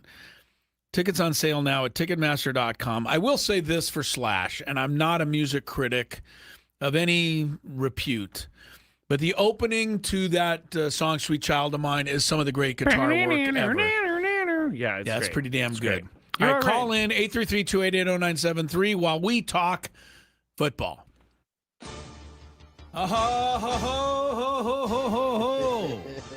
That's my favorite music. That was a very hearty. Oh, that was a hearty one. Yeah. Hey, look, don't look now, Tony Scraby. 1 week from tonight, guys. What? Is the Hall of Fame game. Rumbling, bumbling, stumbling. Rumbling, bubbling. And stumbling into Canton, Ohio will be the Panthers and the Cardinals. Boy, what did they do to deserve that honor? And what did the Canton Hall of Fame do to deserve those two teams? But look, it's almost here, football season. So I thought for fun, guys, we do a little football potpourri today. I think there's some fun stories to talk about. Beyond, what we've been talking about, which is a poor old Kyle Shanahan. By the way, Tony, did you see the meme that Scraby showed me yesterday? Yes, he did. Oh, he did, with Kyle Shanahan dressed up like Mitch McConnell. Yes, I did. People do not miss an opportunity, do they? No, they don't. You do The anything. internet is undefeated. Yeah, that's it's right. Like when I see something like that, I think it's hilarious, and I'm like, why didn't I think of that? That so was just simple. a funny one, yeah. So, look, Kyle Shanahan is recovering, and I think hopefully that whole issue's behind us. But I also hope that, maybe just a quick comment, Tony, on, whether I hope, the Schefters and the NFLs of the world realize that this probably isn't the best way to handle stuff. We deserve to know when a coach comes close to dying. Don't you think are you a little bothered by the way it all went down, or should we just give it a pass? Wait. I'm sorry. Just the NFL's the reporting. The fact that Schefter and ESPN basically sat on the story for 10 days.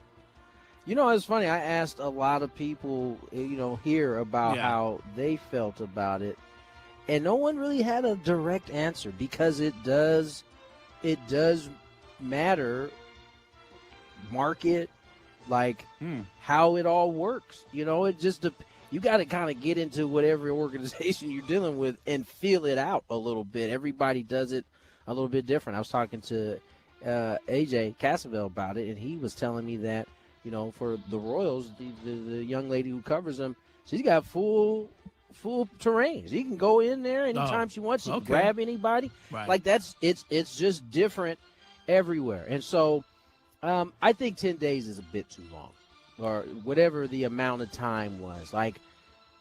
Almost within a 72-hour window, I feel like is a matter of time where you can, keep it on the hush until you can't anymore. Yeah, you know what I'm saying? Especially if there is truly something like an almost death situation. You do want to make sure he's okay. His family is aware of what's happening. I mean, yes, to report it like an hour later is probably not being, fair. I said this to Chris yesterday. Everybody wants him to go up there on the press conference with his eye hanging out of his head and blood all over. Guys, I got an old accident. That would have been nice. Just because then we'd have him straight from the car. Then we'd have the sound to be able to play. If you don't speak on your own story, especially in today's day and age, someone will just fill in the blanks. He definitely, they killed the story. No one really cares anymore. It did. Yes, right. When he came out and spoke, that was ball game. Yeah, we haven't heard anything else about it since, and that just goes to show you, people, and you can say this is right or wrong, they assume the worst And so until they got the actual story, they were all over the worst, and then they found out, okay, he kind of admitting to whatever. I can't believe he didn't have an open container and 4 strippers in the car when this happened.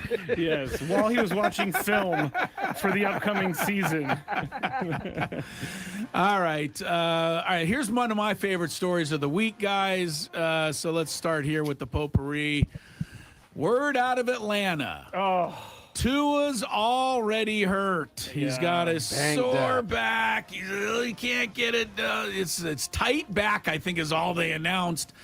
But they announced he's got a tight back, like, all he has to do is stretch and he'll be back in there tomorrow. But they followed it up by saying, we're hoping this isn't a long-term thing, which tells me it's a thing, right? Michael Penix is already out. So, with injury, so the Falcons are down to, I believe they called up Kyle Bowler, was it? Oh, wow. Out of the retired league or something? Anyway. Wait, Kyle Bowler? It couldn't have been Kyle Bowler. Somebody looked this up. It was some crazy guy they brought in that hadn't been playing for a long time. Anyway, you'll look it up for me. That's not the point. The point is, are the Falcons going to regret this Tua move, Tony, in your mind? I mean, I want to root for the guy. Oh, is it Cooper Rush? Thank you. Yeah, Cooper Rush, Kyle Bowler. Kyle Bowler. Kyle Bowler. Yeah, they actually signed Johnny Unitas or something. Yeah. Anyway, I'm rooting for Tua to have some sort of happiness and success, but it just seems like it's a long shot to me. I do. I mean, listen, I don't know. I think they will be disappointed if he misses a significant amount of time. Yeah. Because they signed him because Penix was hurt and they weren't sure about him. So, yeah, I'm sure there's an element of it, but this also comes with the territory of owning a football team. And I have a feeling that even if it's some time, it won't be – I don't think it'll go into the season. You know what I'm saying? I think there's still enough time where they can kind of baby this. I won't be surprised by, like, week 2 of the preseason. How many weeks is there now? 3. 3? Yeah, week 2 of the only preseason. 3 games, yeah. We'll see him, and then it'll be, he'll be probably dealing with some sort of something else discomfort. Will happen. Yeah. I'll tell you one thing. If I can get Bijan Robinson again this year in the draft, which I was very lucky to get last year, he's got to be a go-to again. First, he's good. Secondly, that's as far as Tua can throw the ball. So he'll be dumping to Bijan 30 times a game. Did you know that Bijan is a hold-in? He's trying to get a new contract. Yeah. He and another. He's a hold-in. Yes, yeah, he's there, right? Meaning that he's there. He just wants a new contract. He's not like trying to be a distraction like LeBron will be. We won't talk stop about that in the Big Five. I don't need to pick on LeBron anymore because you do it for me. I mean, you just sound like a hater. It's really weird. How am I a hater? He's a hater. Chris always talks about the videos he gets of flopping. I enjoy watching them. Doesn't mean I hate the guy. We can make videos. If I took all of our shows and just cut things, I can make you look crazy too. Please do. Real crazy. Please do. Baker Mayfield said Baker, let's sneak a couple more potpourris in, guys. Baker Mayfield said he felt disrespected by the Buccaneers' offer. That's why he shut down the talks. He said he'll talk to them after the season. He also said that they made a mistake because he's going to have a great year, and now it's going to cost them even more. I do like that. I do like that attitude. He's the kind of guy I want, and I like him saying that. But is it ever tone deaf for a player to say publicly that they're disrespected by an offer that is probably around $40 million a year? Like, does that make some people, say, come on, dude, like, not me, because get it. Well, you're smart. You know the league. Tony knows the league. I'm talking about some fan who's picking up a newspaper. I'm gonna say a fan needs to stop taking everything so literally. Get a grip. Yeah, man. if you don't understand what's happening, then if you can't want have an Baker opinion. Mayfield to be like, come up and give us the the vanilla answer. They'll be complaining about that too. You know what I'm saying? True. So like, yeah, he's not going to win here. Baker is just what I do appreciate about Baker is that my man is not afraid to tell you how he's feeling. If he feels like a coach was the reason why he wasn't on a team and he gets a chance to play him, he's going to let you know he's looking forward to playing him and he wants to destroy him. That's just how he's been. This is pretty consistent with Baker Mayfield. I get, yes, there's a lot of people not doing great right now. But like this is also entertainment. Yeah, it's a different world. Yeah. We need to learn to separate it. Yeah. We have Yes, to. for I mean, sure. he's disrespected by an offer made to his skill, his craft. Like no one else in the world can do what he does. So I understand why he might have felt disrespected. He also said he thinks he should be one of the $50 million NFL quarterbacks. A year? Well, that's where the big guys are. That's what he thinks he should be in that league. And I'm just saying that's where some people may. Anyway, I don't disagree with you guys. Watch Baker. I didn't say that I wasn't necessarily like understanding where Tampa was coming from. Like 50 mil is like, hey man, are you 50 mil? That's a lot. Watch Baker on the TV show on Netflix, The Quarterback, though. That might he's been be a pretty good. Too. He's been pretty good. Man has got a chip on his shoulder from fantasy. I don't know. He does have a chip on his shoulder, and he's no one else around him though. And they show him off the field, and he's like, I finally relaxed. My wife, I'm settled now, and I know I made mistakes. And then they show him on the field. Bleeping right, pal! And he's like, he knows that on the field he's like a maniac. I love it. It's really weird. Yeah. It's funny. All right, Sean Payton is going to present Drew Brees in the Pro Football Hall of Fame. Drew's going into the Hall of Fame. As you know, Sean Payton has been asked to be his presenter. Sean Payton said he almost broke down in tears at the offer, the honor. To him, it's a great honor to do this. Of course, Save it, Sean. Well, that's kind of why I'm bringing it up. I mean, are you going to criticize Sean Payton here? I'm not going to criticize him. You guys know I don't like Sean Payton. I don't either. Yeah. I'm not going to criticize him, though, for taking this as an honor and understanding it. Not. I completely understand why Drew would want the guy. You do he was his coach.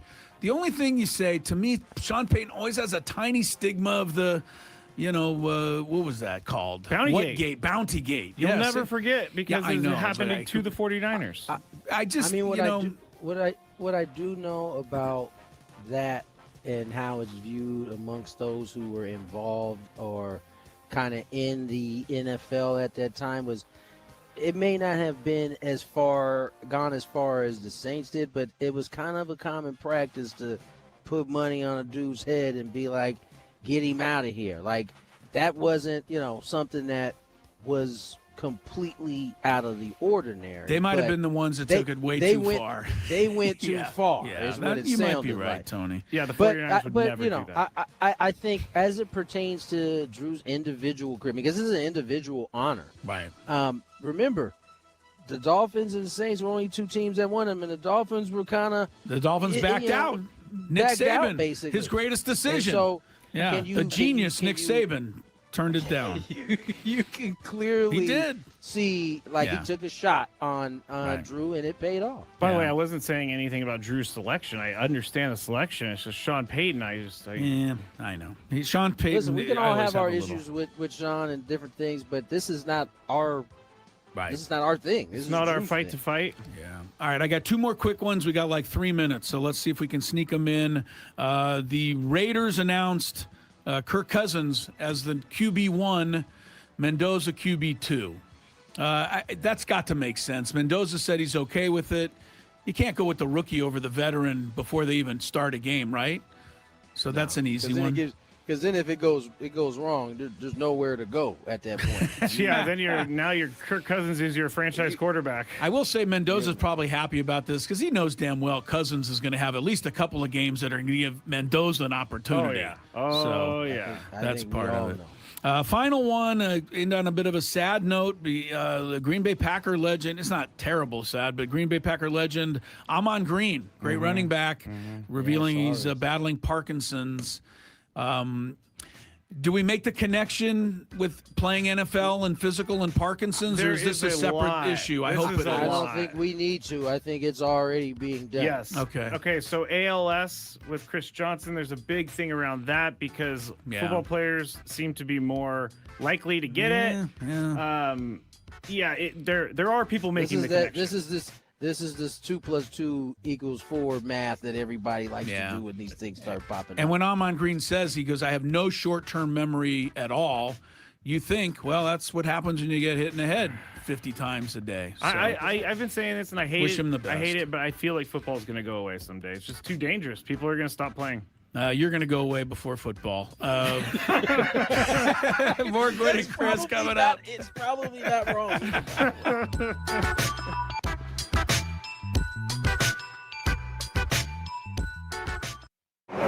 Padres Giants today. Our season high. All right, so here's what happened. I was at the corner, and I'm going to call out the streets because who cares? It was Claremont Mesa Drive and Ruffin Road, which is pretty close to our radio station here. Yep. I had to run over and pick up a little cash from the bank. That was simple, trip before I came into work. And I'm on Ruffin Road, coming up to Claremont Mesa Boulevard. Ruffin Road can be a little rough sometimes. Well, they could pave that. It wouldn't hurt.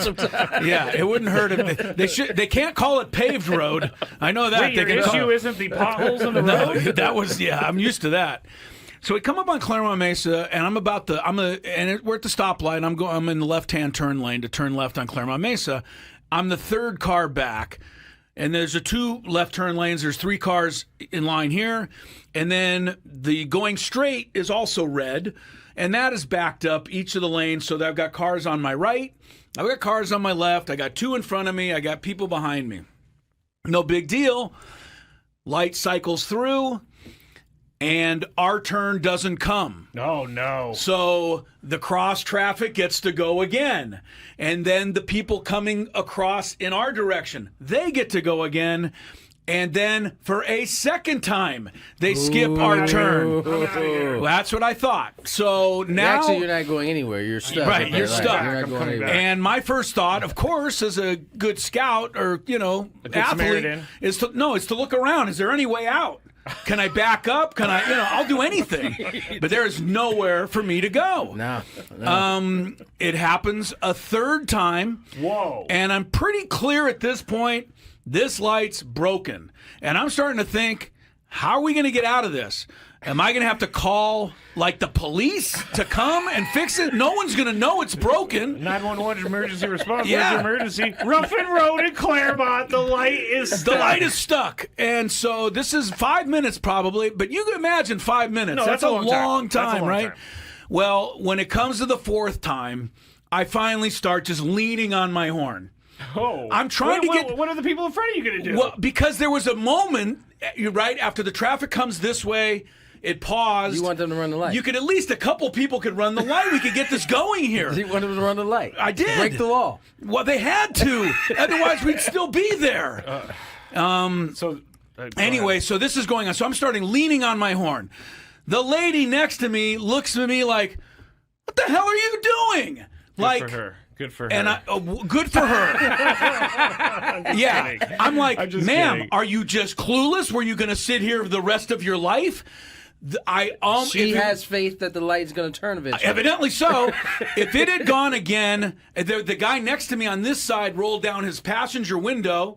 That starts to go down. I think he's going to be mad. And he's like, what? And I'm like, I'm pretty sure the light's broken. Like, how do you not know this? We've all been sitting here for 6-7 minutes now. The 2 cars at the very front of the left turn lane are not budging. So they apparently are content to sit there for as long as it need be. They also have faith that the light is going to turn. But I have no faith. What gives them that faith? Yeah, but what gave them the faith? I mean, it had cycled through 4 times now. The 5th time, I was going to just have to get out of my car and walk up to that and go, will you please do something? Or get, and if you don't, and I would have, something. You know what I would have said? If you don't want to run the light, just get out of my way so I can run the light. I'm not sitting here the rest of the day. And finally, on the 5th time, the first 2 people ran the light, and the next person was able to get you know what I mean? And after a couple more cycles through, I got out of there. But I don't know. Did the light ever start working? I don't know. If you're at Claremont Mesa and Ruffin Road, you might still be there. I don't know. This was 45 minutes ago or so. Wow. So my question to you is, how differently would you have handled this than I did? And I'll start with you, Tony. Would there have been any difference, or do you know? I don't know if I would have laid on my horn. You would have just never laid on it. I think I might have maybe rolled down the window, see if I could talk to somebody, see what else. See if anybody else was in on it? I don't think I would have laid on my horn because, listen, what you're asking is for them to, which may not be easy for everybody, and that is the timing between when because they're waiting for their light to turn. Yes, right? they were the waiting light's for not the light's not going to turn, but that also then requires them to guess the exact kind of when the timing of when they can go. And you know what? Figure it out. I think a lot of people wouldn't be comfortable with running the light, even under these circumstances. Well, I think not when there's other cars that could actually hit them. Okay, I think you're right, and the reason I think you're right is because of the 40 to 50 cars that were now piled up in my area behind me and around me. I was the only one honking. Right, and then nobody else thought to do this. All right, so here's what happened. I was at the corner, and I'm going to call out the streets because who cares? Getting into the final 2 months, stretch drive, the whole deal script. Honestly, it's so fun talking about the National Football League. It is, but I'm not ready yet. Yeah. I mean, just wait till Andy Reid starts saying dumb stuff. And you know what I mean? Like, there's certain things you just count on. Andy Reid doesn't. I wouldn't have used I love Andy Reid. Yeah, not normally, but I thought of him because I'm looking forward to the first press conference with Rashee Rice. Oh yeah, that's gonna be interesting. Yeah, how you doing, Rashee? Nothing. I'm good. I'm good. Andy, anything on Rashee? Is he gonna? Oh no, we love him. He's he's overcoming. He's learning. Yep, he's learning. He's done it. Yeah, he's committed 8 felonies and I'm overstating it. Yes, don't overstate. But you know what? He's gonna run from that press conference to his car and go. That's the video. When he got out of jail, he just blew right out of there. No, he got into the car. Someone else was driving. We should say that. Yes. But they sped away so fast and revved their engine. With a guy that has driven over 130 miles an hour and killed people like 3 times. Yeah, probably. That's a not healthy. the best. That's a healthy engine noise right there. Yeah, but hey, if you can catch a football, hey, who cares? All right, so we're gonna get into some Chris versus the Fan. Some of you are aware. Dialing in to play, but some of you may not know there's a line or two open. So 833-288-0973 if you want to play. Give yourself an opportunity to get the grand prize. Are we still doing Fontainebleau? We sure are. All righty. $150 food and beverage credit. Fontainebleau, Las Vegas, 2-night stay. Don't forget the Oasis pool deck at Fontainebleau has officially opened. It offers 6-acre elevated pool experience with 6 distinct pools on Live Beach. Enter to win a 2-night stay at Fontainebleau, Las Vegas, and the $150 food and beverage credit. To book your stay out there, visit FontainebleauLasVegas.com now, as long as you can spell Fontainebleau. The good news is you don't really have to even know anymore. You just kind of type something close, right? And it'll show up. Yeah. That helps quite often, unless it's my phone, my dumb phone. I'm not even going to call it a smartphone anymore. It's just a dumb phone. Well, it's an iPhone, so that's why it's I dumb. know, you're always anti-iPhones, but mine is particularly dumb because when I type something in the messages, it changes the spelling to the wrong word. Yeah, the autocorrect every is a problem. time. It's a problem. It's a problem. All right. Congratulations, by the way, Ulysses. Yeah, I was really excited. Yeah, for him. it was fun. He got the question on the Guns N' Roses guitarist Slash, whose real name is Saul Hudson, believe it or not. That's true. And we asked Ulysses if he knew the answer, if he just happened to look it up real quick. And he said he knew it because his dad is a lifelong Guns N' Roses fan who talks about them all the time. And he's going to take his dad to the concert. This is the best part. His dad's never been to a concert, a Guns N' Roses concert. Right. So he's taking him to his first one. Yeah. That's awesome. Good news for Ulysses' his dad. He's certainly seeing Guns N' Roses in their prime. Oh, yeah. This is just like the 80s. Just like the 80s. They have a walker on stage. Axl Rose comes rolling out there.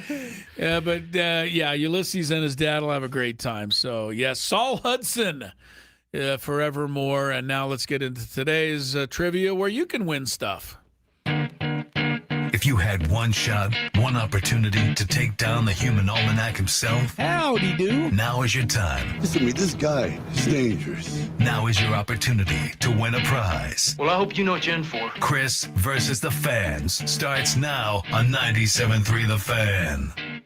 All right, so you have to make it through 3 questions. Each question will get more difficult. If you get the question right, you move on. If you get the question wrong and Chris gets it right, you are eliminated. But if Chris gets it wrong, then you move on to the next question or you win. Chris, do not say anything on this one, okay? All right. If you are a let me start this over.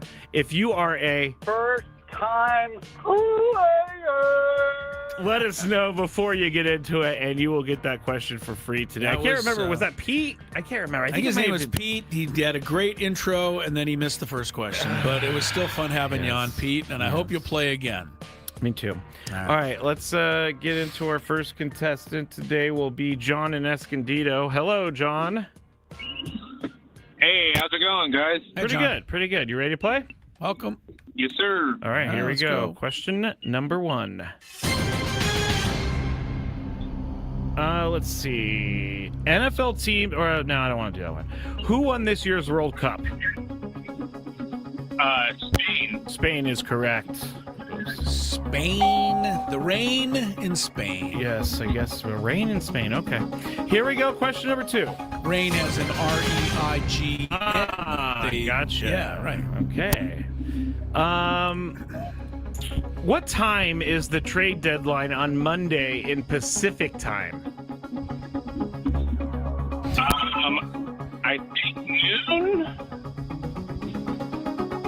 I didn't hear his. He said noon. He said noon. Oh, he said noon. 12 p.m. All right, he said noon. Oh, that's wrong. This is kind of an unfortunate thing because I think you know. I don't know. I know that it's annoying.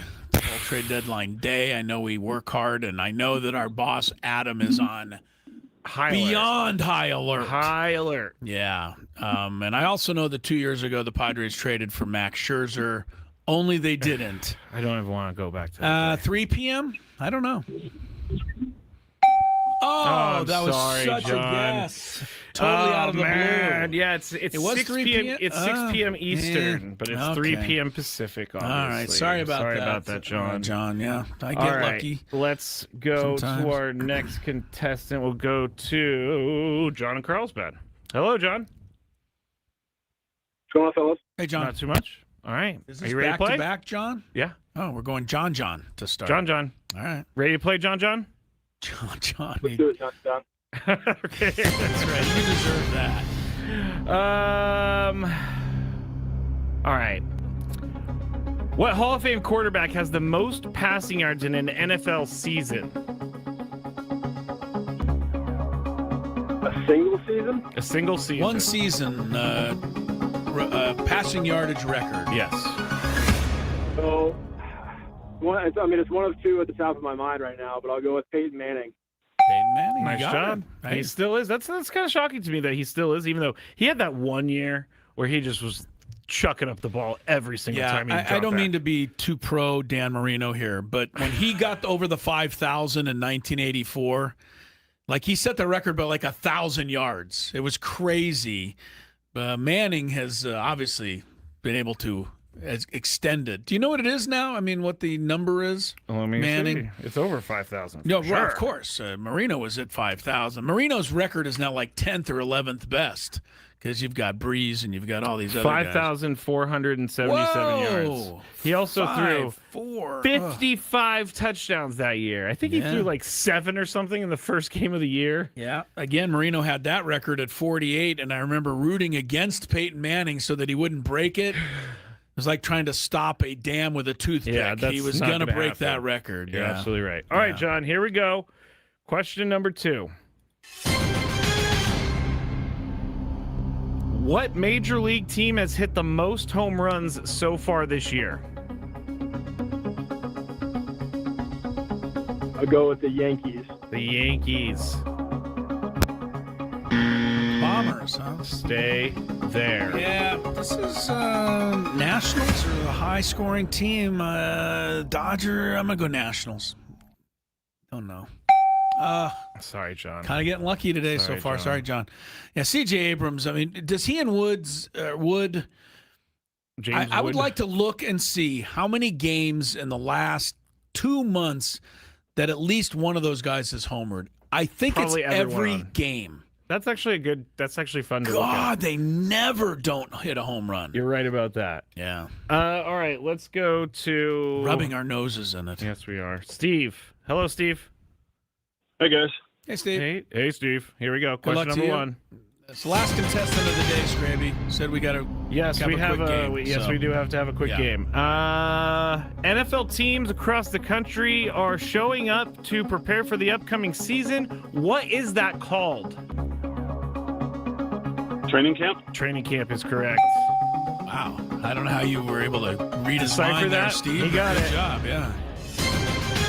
San Francisco Giants in town. Who leads the Giants currently in home runs? No. Take a shot. I can't think of his name. I'm going to say Arise. Arise. Oh, You got a yeah. hot streak? Not that hot. Well, Stay there. I think it's Casey Schmidt. Casey Schmidt. Oh, it's Devers? I thought when I went to go get the answer, it is Devers. He has 22. Casey hate Schmidt Devers. has 21. Yeah, even if I knew it was Devers, I'd still guess Casey Schmidt because I don't like Devers. Okay, So. here That's we go. good for you, though, Steve. On you go to the final round. Question number 3. How many runs does a team need to be losing by in order to pitch a position player? Oh, interesting. 10? 10. I'll explain in a second. 8. That is correct. Yeah, sorry, Sorry Steve. about that, Steve. So if you're a winning team, if your team is winning, you have to be up by like 10. If you're losing, you could be down by 8. Is there an inning limit on it, or there is? Because they saw a guy come in like the 7th inning this year. I was like, what's going on here? Well, I think visiting team or the losing team can pitch it, do it in any inning. But They have some weird rules. Suffice to say that honestly, I would like to see baseball. Here it is. I know we're trying to save arms and all that in this world, but it's really bad baseball when we have to watch these guys pitch. It's interesting for the first 3 pitches, and you go, oh, look at that. And then it's like, all right, let's go. So if a team is behind by at least 8 runs at any point, a position player So can in the pitch. first inning, you can just put a position player in. I guess so. Yeah, it's pretty stupid, If a team, isn't it? they have to be the leading team has to be leading by 10 or more runs in the 9th inning. It says. Wow. Okay. All right. Do you want to do a quick thing, or you want to just put this to 2 prizes tomorrow? We'll just move it on to tomorrow. We gave it a good go. We had 4 or 5 contestants. Yeah, we'll give you an extra prize tomorrow, but we need to make way for more show, so we'll do that after a quick break. It's Gwynn and Chris. Thanks for playing today, everybody.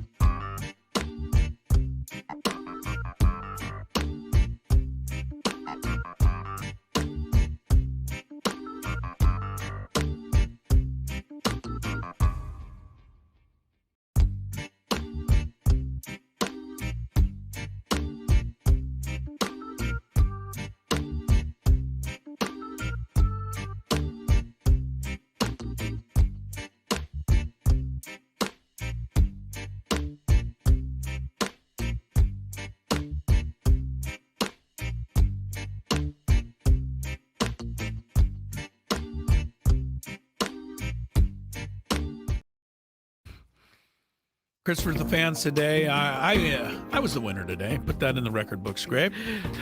That's okay. We'll have you winning tomorrow and some more Christopher the Fans, of course. Coming up is a really involved Big Five today. Yes, that's why we're moving quickly. So we're going to get to it a little earlier, but Tony and I and Scraby really discussing some things that I don't know that we thought would be, as big a deal as they are, but this Tony Romo video, which is, everyone's laughing and there's some comedy to it, but there's more that really needs to be examined here, and we're going to examine some of it. Also, give me another one that we went on and on about, Scraby, in the...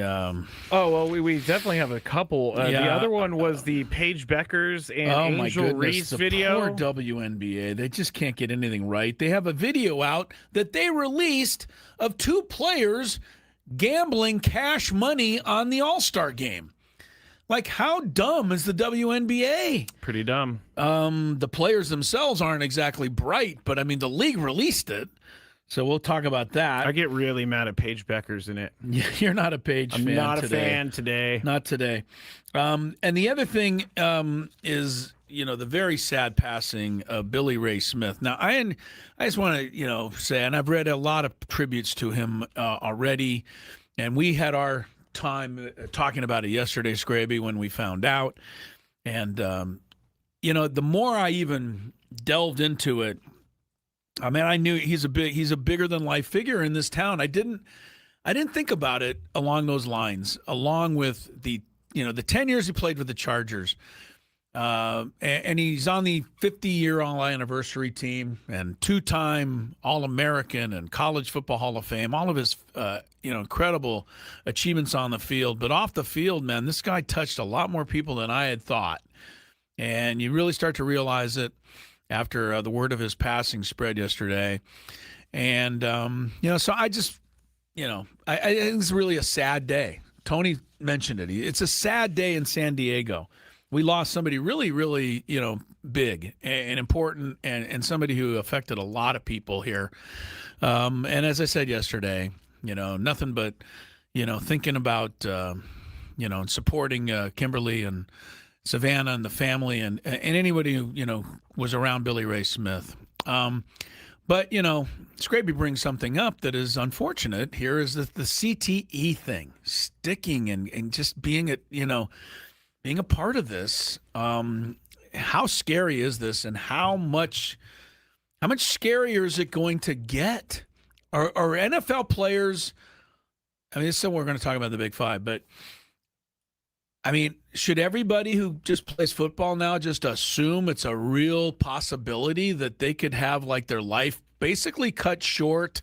I think so. And maybe the last 5 or 6 years of that life could be really extra painful. Yeah. In the case of Billy Ray Smith, dementia, which yeah. These are things his family, stated in the release. So we're not speaking out of school. But if it wasn't for the collisions in the NFL, Billy Ray Smith would be still making a big impact in our community. Junior Seau would still be one of the most beloved people in our community, right?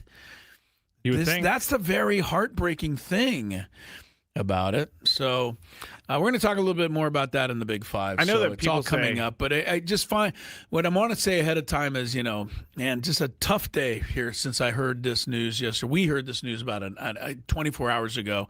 And I want to say one last thing about the Billy Ray Smith thing. If you're somebody like myself who likes to see kind of relive a life that was well lived, I definitely tell you to find Ben Higgins's Channel 10 tribute to him yesterday.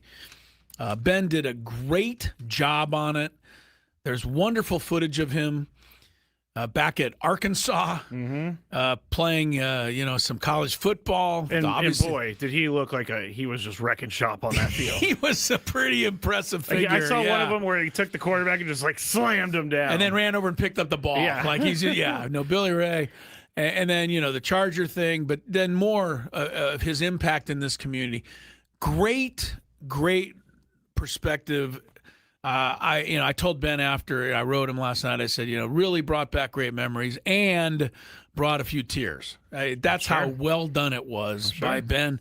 He said when he announced it yesterday at 4:00 on the news, he just about didn't make it through. So, but I saw this. I want you to see it. You got to be able to Channel 10 somewhere to find this thing. Yeah, go to Ben's Twitter. There's Twitter. Yeah, Channel 10 definitely will. Even go to YouTube and call up Channel 10 Billy Ray video. It'll be somewhere. Make a point yourself to see that. All right, so we'll do our Big Five a little early today. It's coming up. Stick around. The biggest guests in San Diego sports talk appear on 96.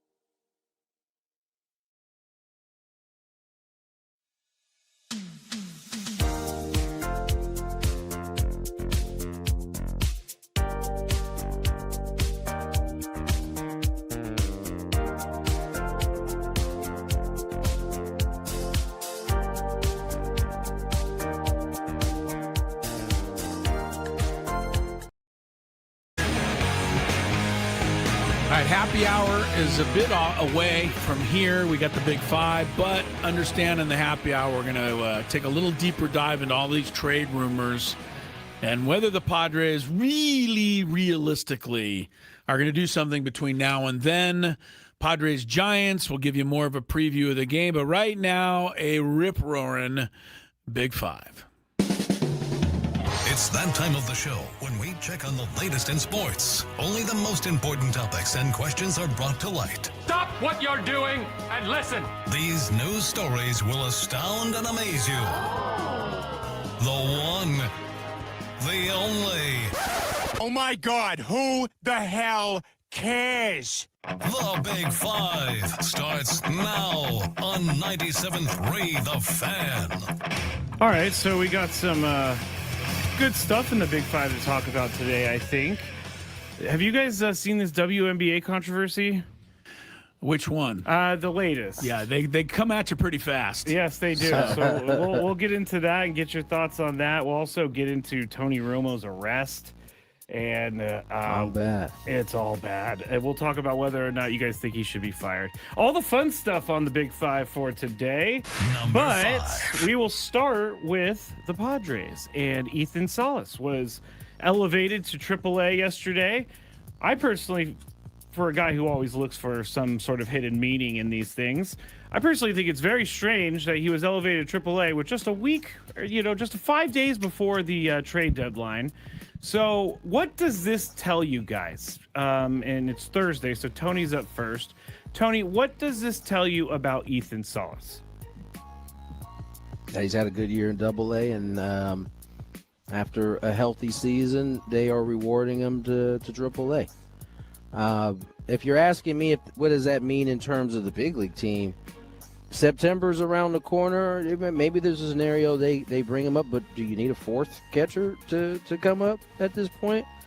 I wouldn't say completely no, but I would say it's very unlikely. I think you're doing what you always do, reading a little too much into this, sir. I said that. I was like, I possibly am looking into this too much. Chris, what does this tell you about Ethan Salas? Well, there's a couple of things.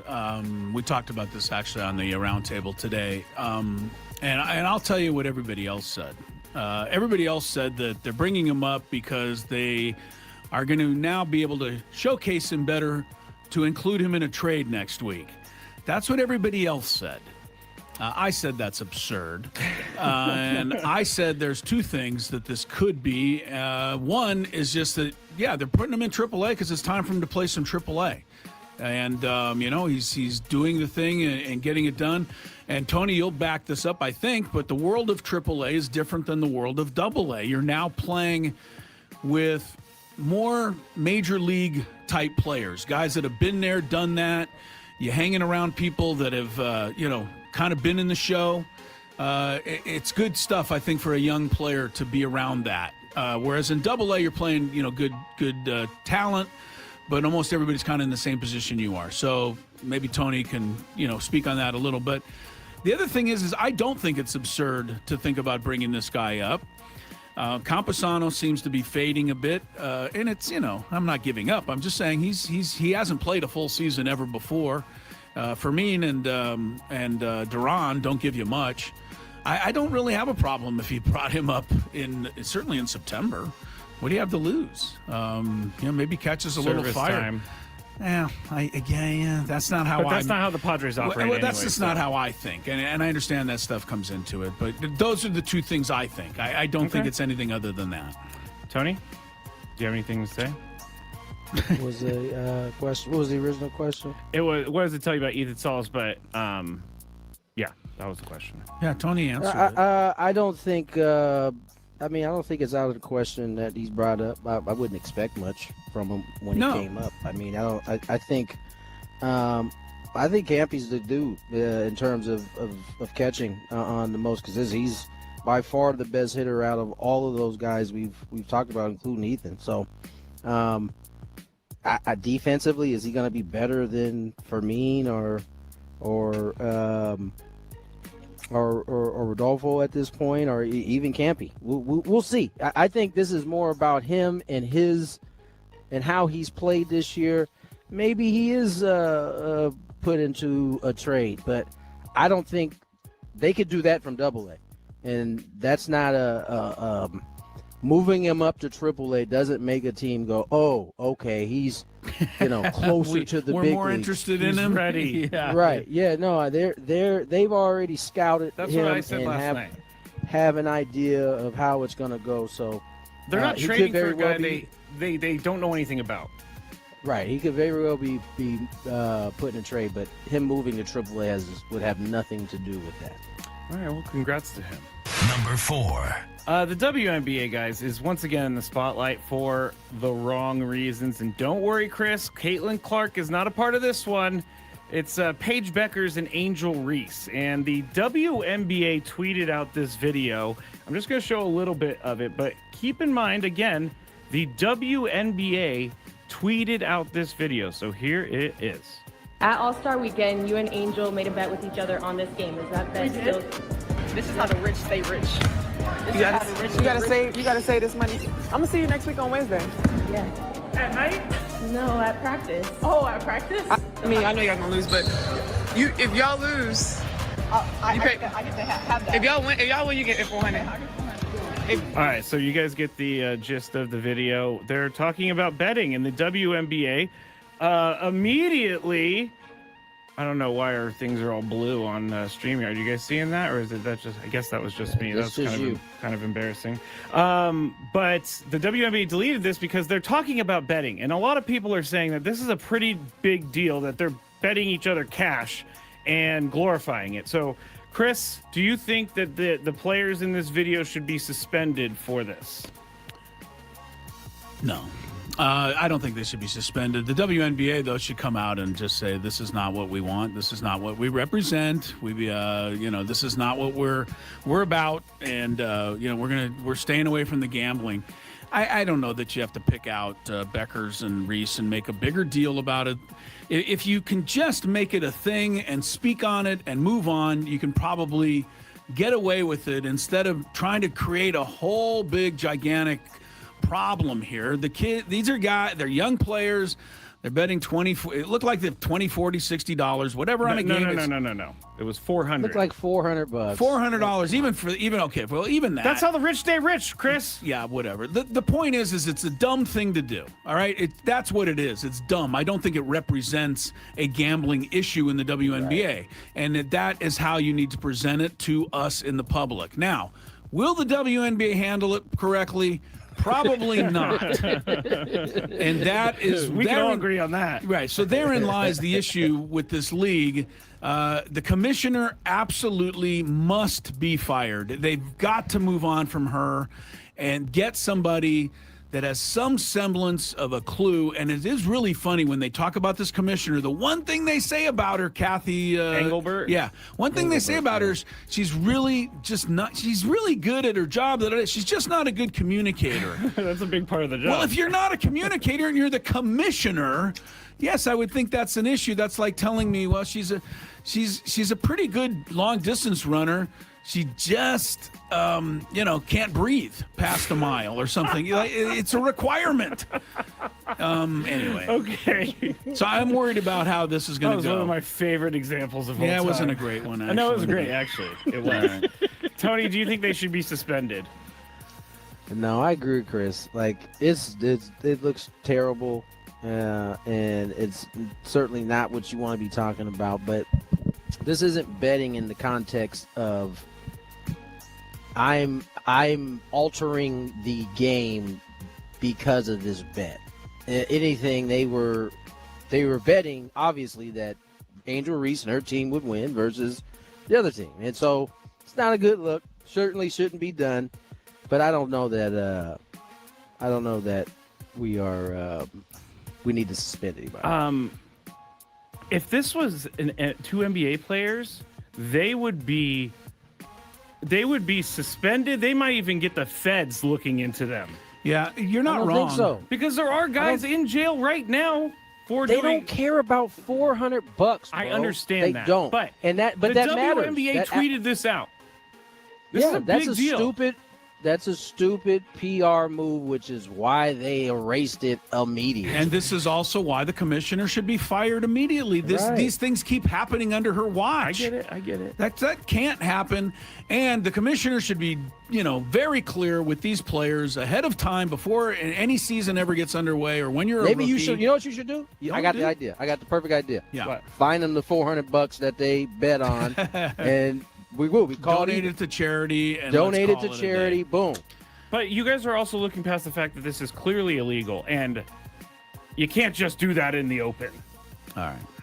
I guess we're going to look past it then. Okay. All right. We're giving passes now. I'll tell you if this one. was Caitlin Clark, Chris would be calling for her death. That's I totally not guarantee true. you he would not. That's totally You not haven't heard true. him talking about Caitlin Clark lately. I Yes, talk I about have. Caitlin Clark and her ability to play through the crap that happens around her. That is pretty much all I talk about.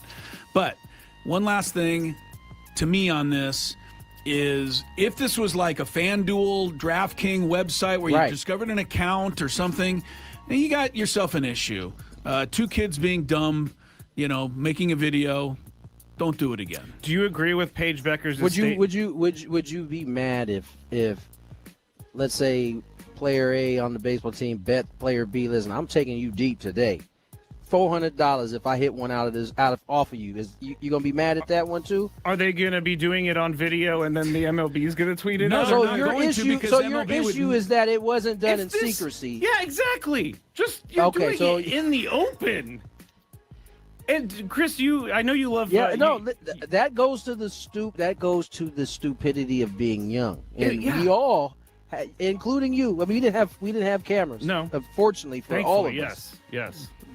But this is the age that they're growing up in, where they don't feel uncomfortable putting illegal things on film. They don't. It's do you almost like they don't know better. Do you remember? This may not be the perfect thing, but do you remember the big tackle in the NFL who on draft night basically tweeted out a picture of himself with the smoking pot? Larry mask? Tunzel.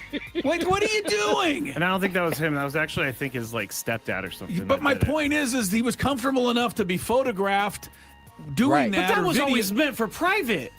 But it wasn't. No, I don't think let me ask Beckers you a and Angel question. Reese made a video hoping the WNBA would release it. Did they? Do you think, Scrape, any of the wild things you did, would you have felt compelled or comfortable if someone had their phone out and was recording you? I would stop immediately. Exactly. They don't have that filter in them at all. Well, they need to develop one. Now, the league, they need to. Therein lies the problem. The league itself, the play on the court is better than it's ever been. The leadership from the tip top down to the court of actual games is awful in the WNBA, and it needs to be changed and improved. You hear all of those players that played under David Stern talk about like they knew if they messed up, it was a wrap. Like he was gonna have them as far as kicked out of the league in certain cases. So you don't get the sense. And listen, she doesn't really have a leg to stand on. There are so many things that have happened, at least from the player's standpoint. They wouldn't even give her the leeway to approach it in the same way Dave Stern did, because they don't have any trust in her. So that lies a part of the other issue as well. All right. Scraby, I think you're fair. Paige Beckers. No, I think you're fair to bring all this up. I just think that, and I'm as critical of the league as anyone. Really but I just think this one is that she said that. Yeah, because that's one of the dumbest things that's ever been said. Like gambling is what's keeping you rich. Is that a theory?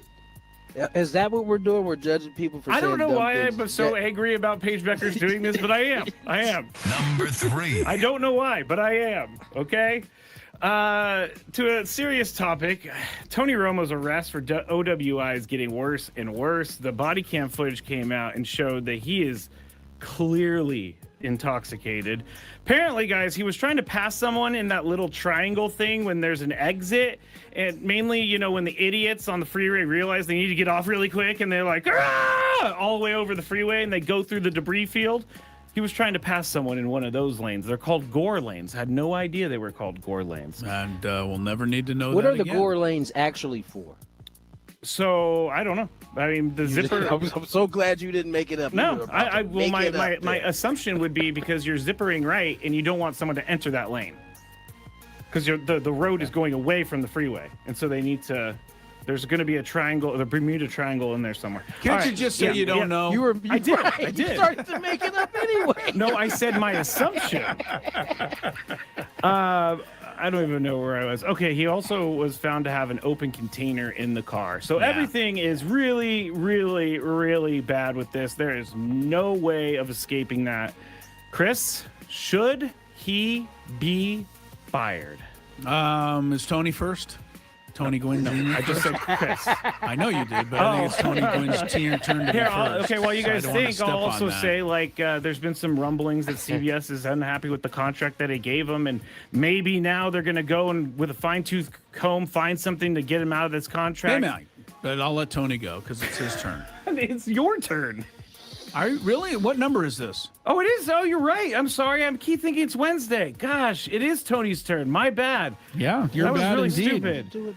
What does that got to do with anything? Wednesday. Because Wednesday is Chris days to go 5-3-1. Your days are Tuesday, Thursday. Oh, is that how you remember it? Yes. Anyway, Chris, Tony, should he be fired? I don't know. I don't know if he should be fired. He should certainly be reprimanded and maybe suspended for a nice portion of time. I don't know what that time is, but I don't know he should be fired. This is, I think, his first infraction, right? I think he hasn't. Yeah, that I know of. Gotten any trouble. No one was hurt in this. I'm willing to give Tone another shot. Like, maybe a suspension. I don't know that he should be fired. Okay. Chris? But that is wild, though, man. Like, anytime you got an open container, you wild. Like, you have gone far too far at this point. Oh, yeah. If you are rolling around with an open container. Yeah. Like, that's so wild. You're leaning back. You got the wheel. You're cutting over traffic. Chris, you ain't lying. I know. You ain't lying. This was scary. This is as bad as it gets. And you know darn well that I like to make people pay for big mistakes like this. But I totally agree with Tony Gwynn. I think a suspension. I would like to see Tony Romo, after a little of the dust clears, get out himself and say, this is a teaching moment for me to everyone else, and get out there and do some work in the community in terms of drinking and behaving and taking care of yourself. He can make this a semi-positive, and I think he should suggest that himself. He shouldn't have to be told to do it. So if I see some of that, a little suspension so that we acknowledge that you can't do stuff like that, I think firing is a little much. Now, and I guess the bottom line, I think, for firing is if you're going to let Myles Garrett keep playing football, then you're going to let Tony Gwynn Jr., you're going to let Tony Romo announce football. You give these players 9 chances, 10 chances, everybody looks the other way. This is a big mistake. It looks bad. Mark Sanchez, right? I mean, where's the line drawn, right? I know, because Sanchez being fired for his behavior on that thing. He assaulted someone. Yeah, right. Exactly. So I'm going to get Romo, but I want to hear from Romo. You're going to hear from him after the phantom rehab stint that he's about to go into. That's going to bother me if he goes that route. I hope that he does the right route, which is something that he can do. Wait. Can I ask you a question? If he is drinking and driving, maybe he does have a problem? Totally. What do you mean phantom? This is my get out of jail free card. I'm going to go to rehab and everyth's going to be okay on the other side. If he really needs... What? Go ahead. What exactly is wrong with that? Like, tell me what your issue is with him being sent to rehab and missing games. Because I don't think that... okay, here... Man, this is a deep one.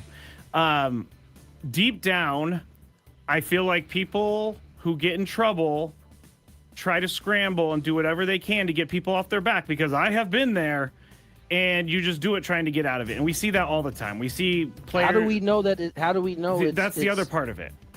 I don't know that. So if he truly does need it and he's truly going to rehab, you know what, Tony? I'm going to take it back. I'm going to see what the rehab situation is like.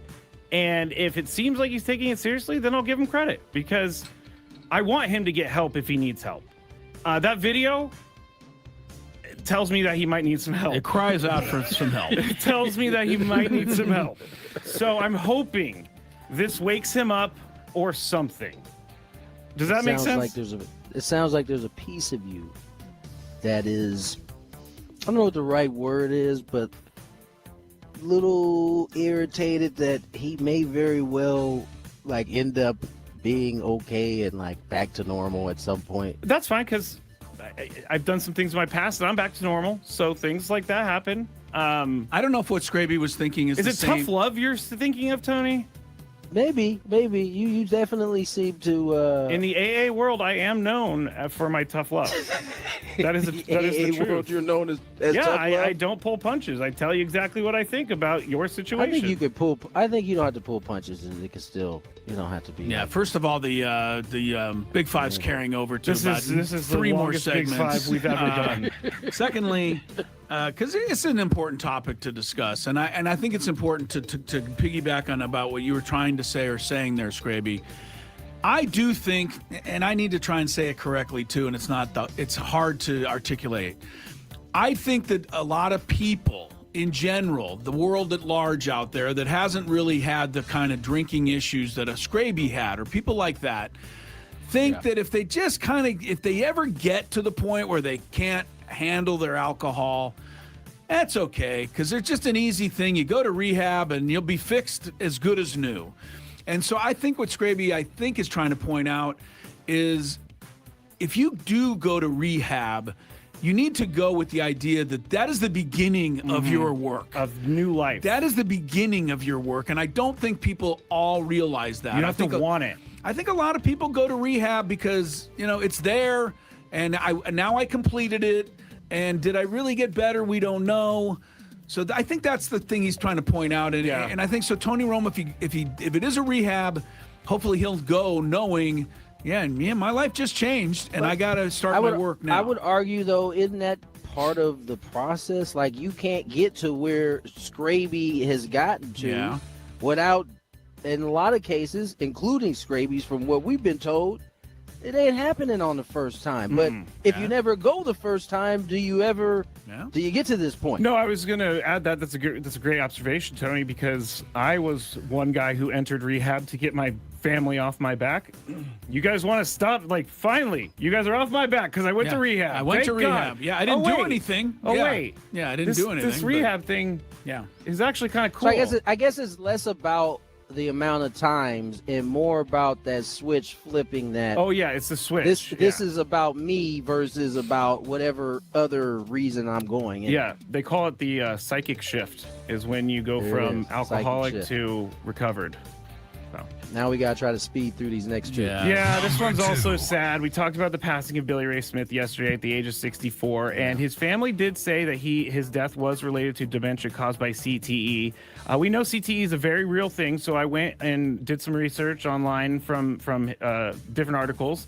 Every single article on the internet said that CTE had a role in his death, except for Chargers.com. Just Dean Spanos giving his thoughts on Billy Ray Smith, and no mention of CTE, nothing like that. Now, obviously, I kind of get it, but Chris, do you think it is bad reporting to not mention something that is so relevant to the death? I don't know that I count on Chargers.com though for good reporting. I get it. So I get it. I'm okay with it. I understand where it's going to be a homer angle. And they're going to want to focus on the life and times of Billy Ray Smith. So I'm going to give them, a bit of a pass here. I think all of us know what happened. We're all heartbroken by this. I don't want this to right now, at least, be a CTE issue. I want this to be a loss of a legendary figure in San Diego issue. That's what this should be. You're right. The CTE thing is down the road here. I think it's a real problem in the NFL. I know the players now are not going into this blind anymore. At least they would be really silly to. I think when Billy Ray played, I think it was a bit of a blind situation. He didn't know about this kind of thing, and that is a bit of a tragedy. But right now, I'm more heartbroken for Billy Ray and the family and his fans and all of us here in San Diego. That's kind of the only place I can get to right now. No, let me officially say I was not bringing this up to make it a big deal. I was just mainly bringing it up to throw Dean Spanos under the bus. Yes, okay? I know you wanted to get a shot. It was not about him. the CTE thing. Yeah. Tony, what do you think? I think that I agree with Chris. Like, you can't. It's an NFL ran website. I'm sure they don't want to highlight the fact that CTA is a big part of the conversation as as it pertains to his death, and so I think this is yesterday was sad, man. Like, Billy Ray, everybody who has been in San Diego for a long time has come across Billy Ray and or had a chance to sit with him, as I have, and he was always awesome to me, man. And it's been sad to kind of see him have to go through what he did there at the end, as the dementia kind of set in. But I'm not gonna lose my mind over the NFL website not wanting to highlight the fact that every article that's written about Billy Ray didn't need to be that way, right? You can't have some that are a celebration of who he was versus kind of highlighting the how and why that we're all going to get into, I'm sure, as it gets down the line. One thing I wanted to add at the very end of the Billy Ray conversation for now, you hear the phrase a lot from people, hopefully he's in a better place. I actually think that applies in Billy Ray's case. I can't imagine what he was going through, with all of this stuff near the end. I don't know, but I can't imagine it was easy on him or his family. Yeah, I mean, obviously all situations are different, but seeing my grandpa go through dementia and all that stuff, it's tough. Yeah. It's tough. So, Number 1. LeBron James and ESPN are close to reaching an agreement on a documentary series following his Sixers tenure, somewhat similar to The Last Dance. So they're at the 1-yard line, Andrew Marchand said, about getting this done. And he's expected to have a camera crew documenting the entire season in Philadelphia. Tony, is this an unnecessary distraction? No. Kobe did it. Michael did it. LeBron should do it too. And we will thank him because we'll get to all watch it when it's all said and done. Hopefully it's not during a pandemic like it was for The Last Dance. Do you think they'll have a section in it of him, flopping and stuff like that? The little flopping segment. You know what? Honestly, I won't be surprised at all if he highlights the amount of hate that he has received. That would be throughout part the course of of it, his for career. sure. It would make. I mean, it almost has to be a part of it because he's been dealing with it since he was in high school. So, I don't. This is not a surprise. It's not a distraction. He's gone up to a pretty veteran team too. That I think they know how to deal with distractions. Chris, how bad of a teamate is he? How bad of a teammate is he? Just kidding. Is this an unnecessary distraction? Yeah, he's Juan Soto-like. Oh, wow. Wow. All right. That's it for the Big Five. When we get back, we'll get you set for the game between the Padres and the Gigantes here on 97.3 The Fan. What's up, everybody? Nick Costos here helping you beat the books with Westwood One It's time Sports. for the Beaver Nuggets. So the story is somehow Buc-ee's got brought up. I think Frank brought it up. Yes. And it's a rest stop / mall / entertainment zone, super center. And someone said on the chat yesterday that they have like 100. They went to one with like 100 gas pumps, which is a lot, I guess. But while we were talking about this, Sam Levitt was in New York listening, and he goes, "Put me on, put me on, put me on." And so we put him on, and he's talking about how much he loves Buc-ee's. And so we got into the conversation, and it ended up being about the Beaver Nuggets. And so I had to order them because I find the name Beaver Nuggets very gross. I find it gross. but we're going to go with this. It's kind of like a Cheeto / a corn pop. It's like a cheese doodle. A cheese doodle. And we're going to eat them right now. I don't think these are bad, but here we go.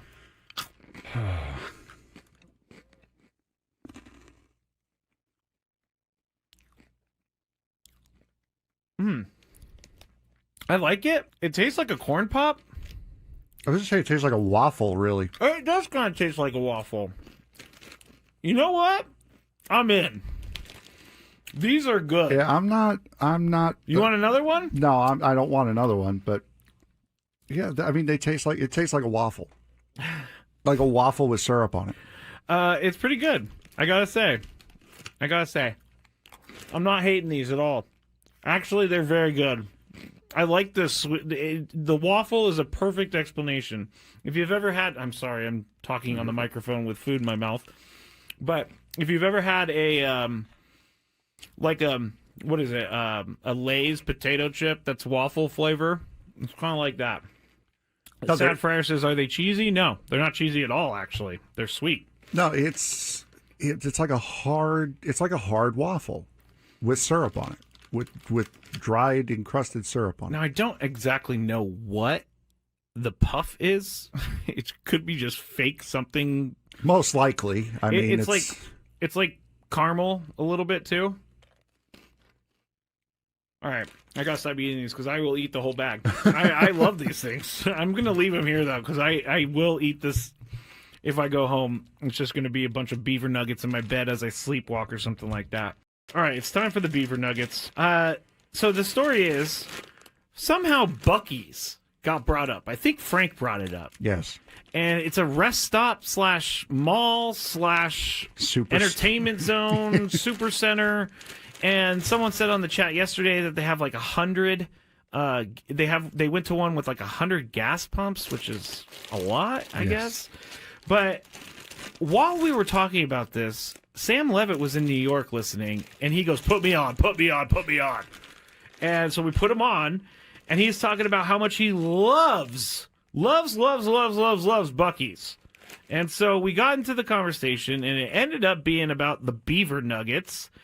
And so I had to order them because I find the name beaver nuggets very gross. I find it gross. But we're going to go with this. It's kind of like a Cheeto / a corn pop. It's like a cheese doodle. A cheese doodle. And we're going to eat them right now. I don't think these are bad, but here we go.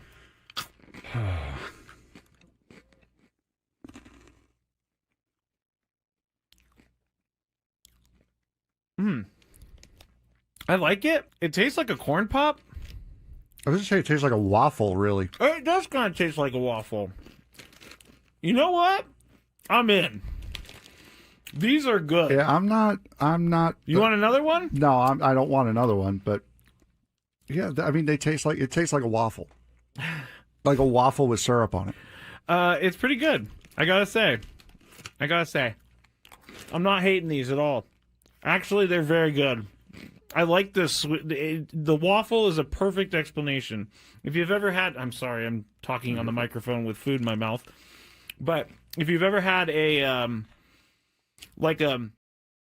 I thought it was kind of good. A lot of stuff in it. I don't know if we solved anything, but we gave it a shot. One thing that I can go back on the Big Five and throw out there, WNBA commissioner. God. They have to do something, Scrabe. They're ruining. I don't call it. It's not like my baby, the WNBA, but I really like and do support women's sports, especially basketball players, as you know. I want these kids and this league to be successful, and I think it's a big deal. It's important in a lot of ways that maybe we don't think about. I interviewed one of the young ladies on the Aztecs who's a freshman coming in this year. Every year we do little interview pieces that they put online and social media so the kids can get out and some of the fans can meet them. Anyway, just talking with this young lady, and first thing, or one of the first, she said, biggest fan of Breanna Stewart. Been watching her game for years and patterned herself. And we don't think about it But without that, this young lady that I talked to probably isn't playing basketball, But she is now because she thinks she can be the next Breanna Stewart, which is probably not likely. Breanna Stewart's a pretty unbelievable player. A good person to emulate, though. Good person to emulate, yeah, for sure. But I'm just saying, these kids, these young ladies have people to look up to. It's a big deal. And anybody out there who's listening with daughters who play sports knows what I'm talking about. And I just don't want I want the WNBA to have a chance to be more successful than they're giving themselves because of the really, really poor leadership. All right, 505. And it's happy hour time here on Gwynn and Chris. Happy hour is brought to you by GL Pools. You in the pool this morning, Scrape? 5 a.m. I was there, first lap. No, I'm not in the pool at 5 a.m. Swimming pool experts, trusted by thousands of San Diegans since 2006. The baseball season is in full swing.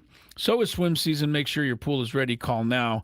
Mention radio for 20% off the new service plans in 2026.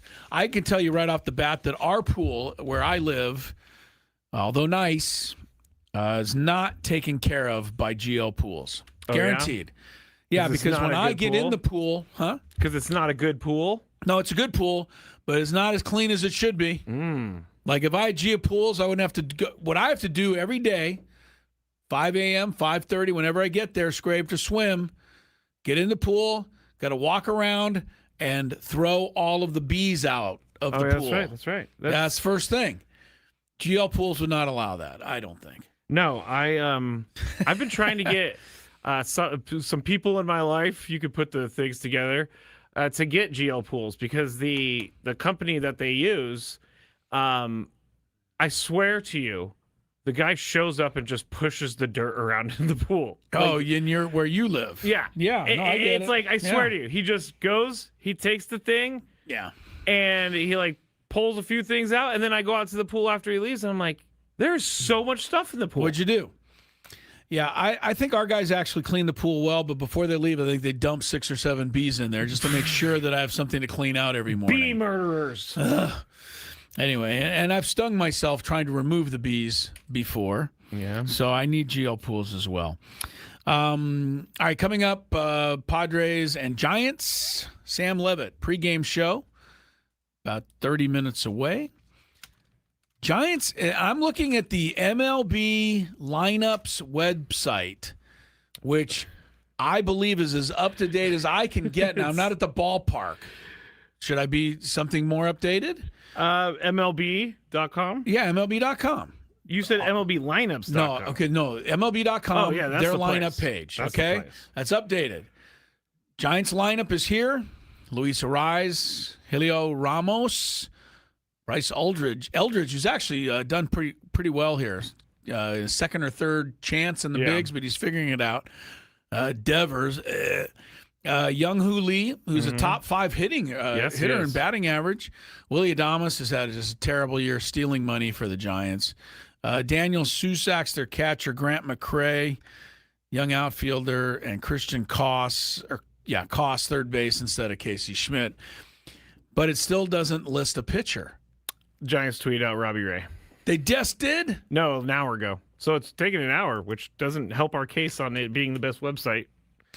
Yeah, right. But is there a limit of how late you can wait? I'm not sure. I mean, the Padres, they didn't announce J.P. Sears till early this afternoon. Tatis Renjifo's DHing tonight. Machado at third, France, Merrill, Campusano catching, batting 6th, Bogey, Cronenworth. Remember, they're facing a lefty, so Croney's batting 8th. Jace Bowen 9th. I want to say the Padres put their lineup out a long time ago, Scrabe. Yeah. Like 2 hours ago, 2.5. Yeah. The Giants tweeted out Robbie Ray. What if the Giants tweeted out a right-handed pitcher? Craig Stammen would have gone through. He would have had to and taken Jace Bowen out and put our guy Gavin Sheets in. Yep. So maybe the Giants called Craig Stammen and said, it's going to be Robbie Ray, but we're not going to let everybody else know. Now, in my quick research, there is no official rule requiring when teams announce their starting pitcher. It's a common courtesy. Common courtesy. Okay. Well, what I'm saying, though, then if you change, I don't know what the rule is in this, but the Padres have announced their lineup, or have they? Right? If the Giants change Robbie Ray between now and 6 o'clock, let's say he stubs his toe walking through the clubhouse or something, then can the Padres take Jace Bowen out and put Gavin Sheets in? I would think so. Yeah, I would too, but I don't know. I don't know the rules on that. Here's another one. Okay. There is no fixed limit on how many times you can change your lineup after it's announced. There you go. Okay, so that's fair. You know, it is crazy because back in my day, they used to list the starting pitchers, in the paper 2-3 days ahead of time, and that was it. There was no moving around. Well, that's what this thing is saying. Like back in the day, it was a courtesy to even give them to them like 3 days in advance so your other team can prepare. But well, that's not happening anymore. That's definitely not happening anymore. Yeah, Craig Stammen's like, hey, we don't know who's pitching. That means the other guy doesn't know who's pitching. It's something that he said has kind of worked out as a bit of an advantage here. Can I switch gears for 1 second? Okay. Look up at the TV. Oh, you just missed it. All right. So ESPN's broadcasting a game right now. Okay. Last week or the week before, they fired a bunch of people, including ESPN announcer Carl Ravitch. Yeah. So people were very surprised to see today when the game started that Carl Ravitch was the play-by-play guy for the ESPN broadcast. And I guess what happened was when they fired him, they offered him some games to do throughout the season and some Little League World Series stuff. And he said yes, but that's a strange situation, right? So you're fired, but could you still do a few games? Yeah, you can't fire someone and then be like, we still need you for games. And I guarantee you they're paying him less. That's why. But I can also see a bunch of people saying, well, that's Carl Ravitch's fault. He should tell them no. But why? Yeah, why? Why should he turn down this money? But I mean, that's also more time. And the exposure. Yeah. And he still needs to be out there and he needs to find another job. You get forgotten very quick. Can I tell you real quick that Carl Ravitch will not have a job in my world? I think he's one of the worst broadcasters I've ever heard. And I don't mean that to kick a guy when he's down because I said it when he was up. Said it when he was up. No, what about this guy? Showtime. Yeah, he's better. He's annoying as hell, but he's better. At least he describes what the hell's going on.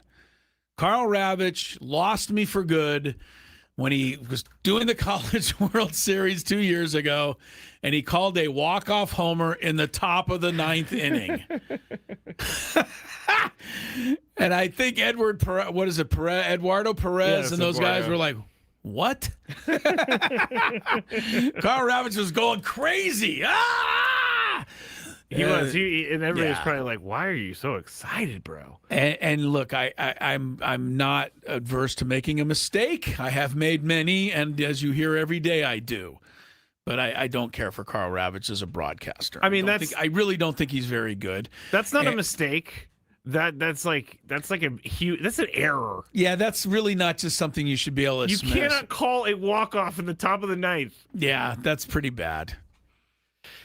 And before you go ahead and think that I'm just kind of not an announcer fan, because there's our people that just criticize all announcers, right? Yeah. That's not me. I love, especially the people that are in town this week. We got John Miller here. Kruk and Kipe. Yeah, those guys are great. Kuiper, Dave Fleming. And Dave Fleming. The Giants have a good stable of guys. And, of course, our guys are very, very good here. There's a lot of great announcers out there. Carl Ravitch, I don't believe, is one. Those guys are kind of aging out, though. John Miller. The Giant guys? Kipe, yeah. Yeah, well, that's okay. John Miller can talk until... John Miller has a battery that will never run out. And he also has the most golden tone voice maybe ever made. I love it. Right? It's so good. It's so good. And like when I was in college, I would just turn on the radio and listen to baseball. Why did Sunday and he's just night... talking about nothing, but it's awesome. Oh, yeah. I would like to have him describe my wife's cleaning laundry list. It would sound interesting.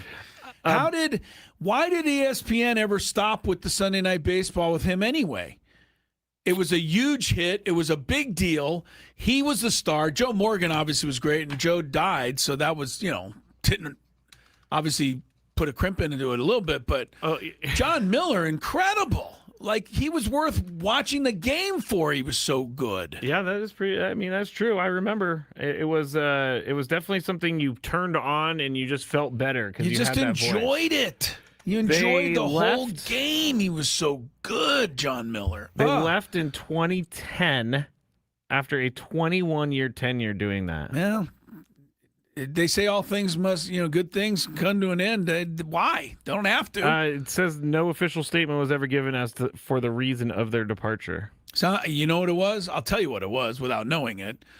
Some idiot got hired at ESPN, and they said, hey, you're now in charge of this. And he said, okay, well, I'm going to put my stamp on it. And, that's, oh, yeah. You know what I mean? Some exec that doesn't know anything about anything. Oh, my goodness. I've seen it happen so many times. I can't even stand it, Scraby. I need my guys in here, and then those guys will likely fail. You cannot replace Joe Morgan and John Miller. Well, you can replace Joe Morgan when he passes away, but you can never replace John Miller. All right, here's our trivia. We got one more pair of tickets to give away. Yes, we do. For Guns N' Roses. We're talking about the greatest, one of the greatest broadcasters of our era, John Miller. Did you know he's been doing the Giants since 1997? Really? But he actually started his baseball broadcasting career in 1974. With which team? John Miller, one of the greatest broadcasters ever.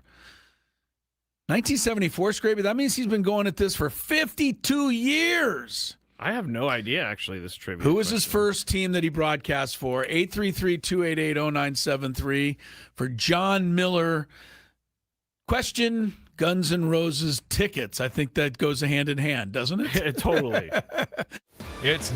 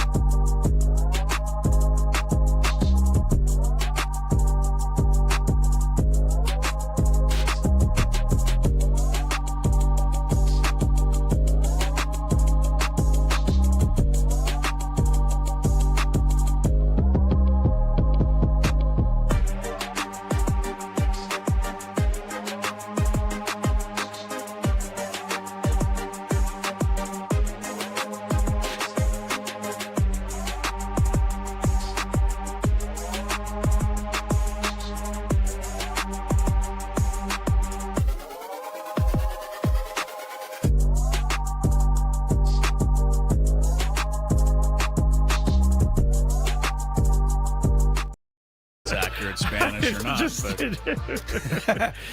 This is the wrong place to throw out inaccurate Spanish Yeah, words. I know. Well, my housekeeper gives me a hard time. Or not my cleaning gal. She gives me a hard time, but I'm working on it.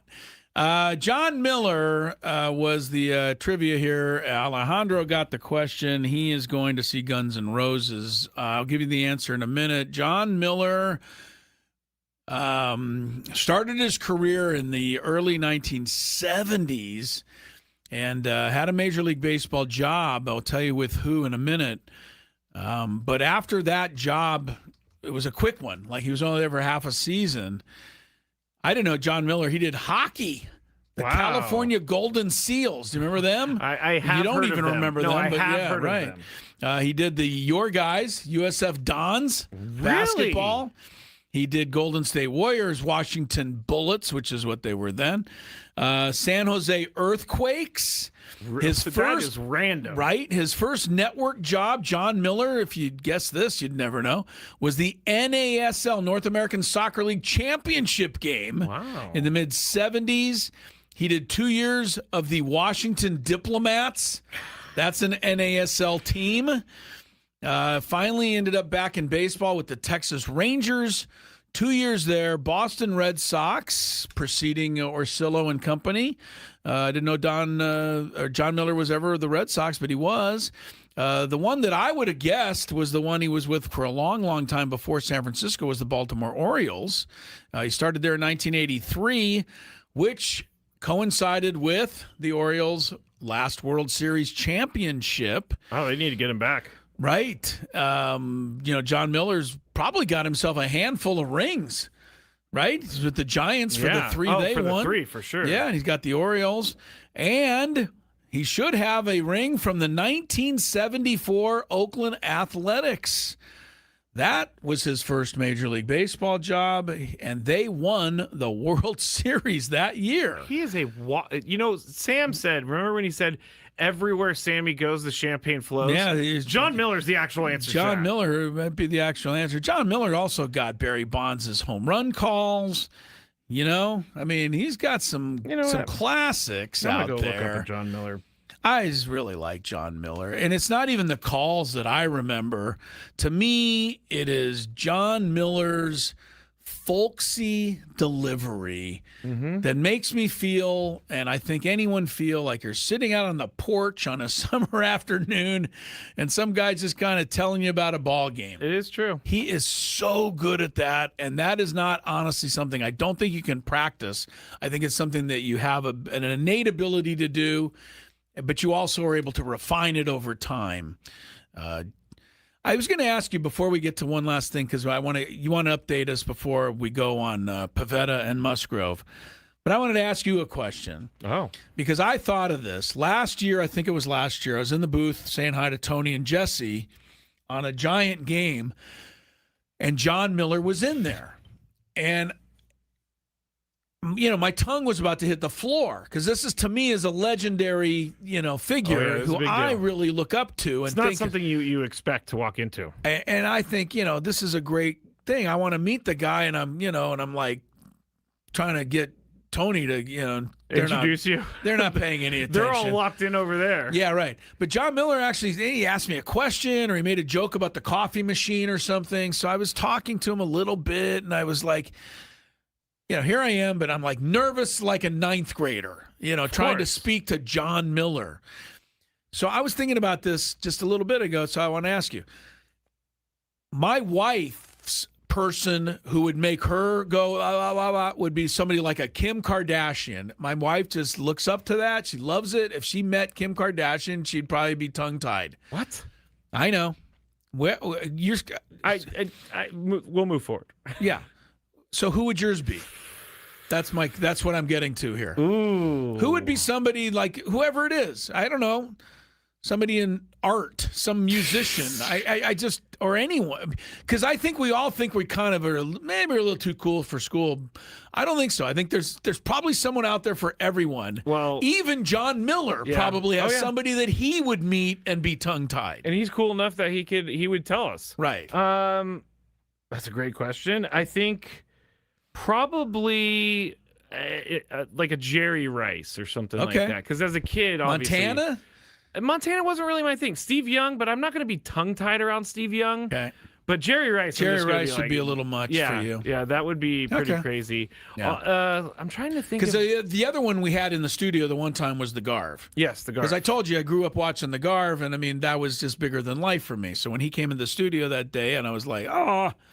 And then my mom was here, and she was like, oh, and then the Garv, of course, gave her a kiss, and then my mom was all good. Oh, you know what? When I was a kid, I met Deion Sanders when he was with the 49ers, and I couldn't say anything. I was just so excited about Deion Sanders being in front of me. He called me little man. He's like, what's up, little man? And now you hate the guy. I don't hate him. Yeah, you hate him. I like Deion Sanders. I do not like Coach Prime. They're two different people. They're not. They are. All right, here's a call from John Miller. I couldn't find the record breaker. Okay, give me something. NBC put this together. It was when Barry Bonds went back to Yankee Stadium after turning down the Yankees in their free agency. So here's a little John. Now Barry Bonds comes up. Let's listen in.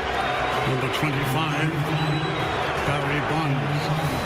It's kind of a documentary. Barry hits one into the upper deck. The pitch. There's a long one to right field. Forget about it. This one is headed for New Jersey.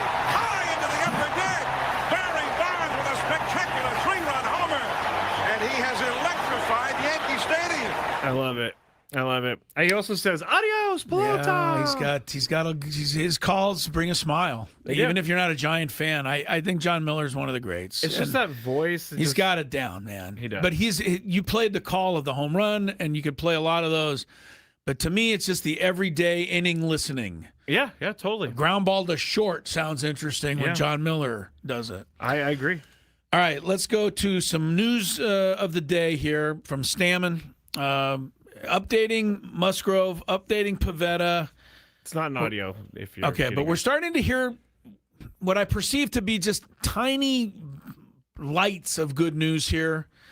And I said earlier, that's the thing that keeps my hopes alive, that this season could end up a lot better than we think. But Pivetta and or Musgrove, probably both, would have to make great comebacks here. Yes, they would. But according to our guy Sammy Lev, Padres manager Craig Stammen says both Joe Musgrove and Nick Pivetta threw 2 simulated innings yesterday, and the next steps are going to be determined for both. How about 3 innings of simulated? That doesn't sound too difficult. Just make them just put them in the big league rotation. Goodness. If you're how about starting innings. Tomorrow? Yes. See how far they can go. I know we need these guys back. It's not like we have anybody else starting tomorrow. No, they haven't even figured that out yet. I know that the Padres and they need pitching right now. How about piggybacking a quilt game with Pivetta and Musgrove? That would surprise everybody a little bit, huh? That would be very surprising. I'm just not sure what you would get. No, I don't either. They have to be careful. Obviously, you don't want to hurt them long term, but what do I care? Let's. Now. I'm always thinking now. Earlier on the no roundtable replay, obviously, because there's a game. But if you missed the roundtable, go back. It was good as usual. Ben hosted and did a great job. And Julian Delgadio from Fox was our guest. Did a really nice job filling in as our celebrity guy today. So go, but you can always listen to that at what's the name of our station? 97.3thefansd.com. But one of the things that came up was me discussing with the rest of the panel there the fact that the Padres, the new pitching thing is they're calling it a quilt. They're quilting together the staff, like stitching together something. But everyone else is calling it pitching chaos, which is what the Tigers called it a couple of years ago.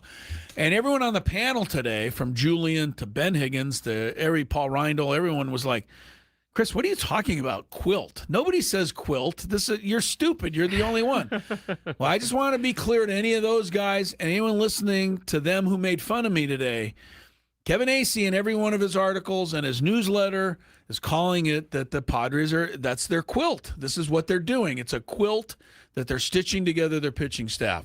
So I'm taking it from Kevin Acee. If you don't like it, Call Pick it up him. with him. That's right. I Pick it up don't. with him. I don't. You don't like the I don't like quilt. this term. I don't like. Do you this like term. the pitching chaos? No, because it's already been you taken. don't like that either. It's already been taken. We So gotta what do you figure out want? You want something else. brand new?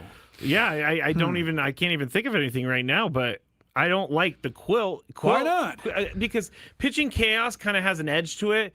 A quilt means you're just going to go home and like sleep. And No, it doesn't. It means you're working. Quilts are things you stitch together. It means you're working. People do great work on quilt. You're thinking of like some one little quilt that you sleep on. Have you ever seen some of the designs that people do with quilts? Of course, I've seen incredible stuff. Scrape. Come on, you got to widen your horizons a little bit here. Are you saying I'm not a up-to-date guy on quilts? No, probably not. I mean, would it surprise you that I go quilting every Saturday? Yes, that would surprise me. That would surprise me. I'm going to come up with a name for it, but I just don't You're know not going for quilts. I don't know the quilt. Well, like I said, if you don't like it, take it up with AC because I got it from him. All right, stick around. Sammy Levitt's pregame. Padres Giants, game 1. Let's go for 6 in a row. And then we'll be back tomorrow to talk about it. Friar Friday, guest pending. Yes, someone said pitching buffet. I like that better at quilt. Smorgasbord. The bullpen smorgasbord. All right, we're getting there. More Gwynn and Chris tomorrow. Everybody enjoy the game. Thanks for being with us on Gwynn and Chris.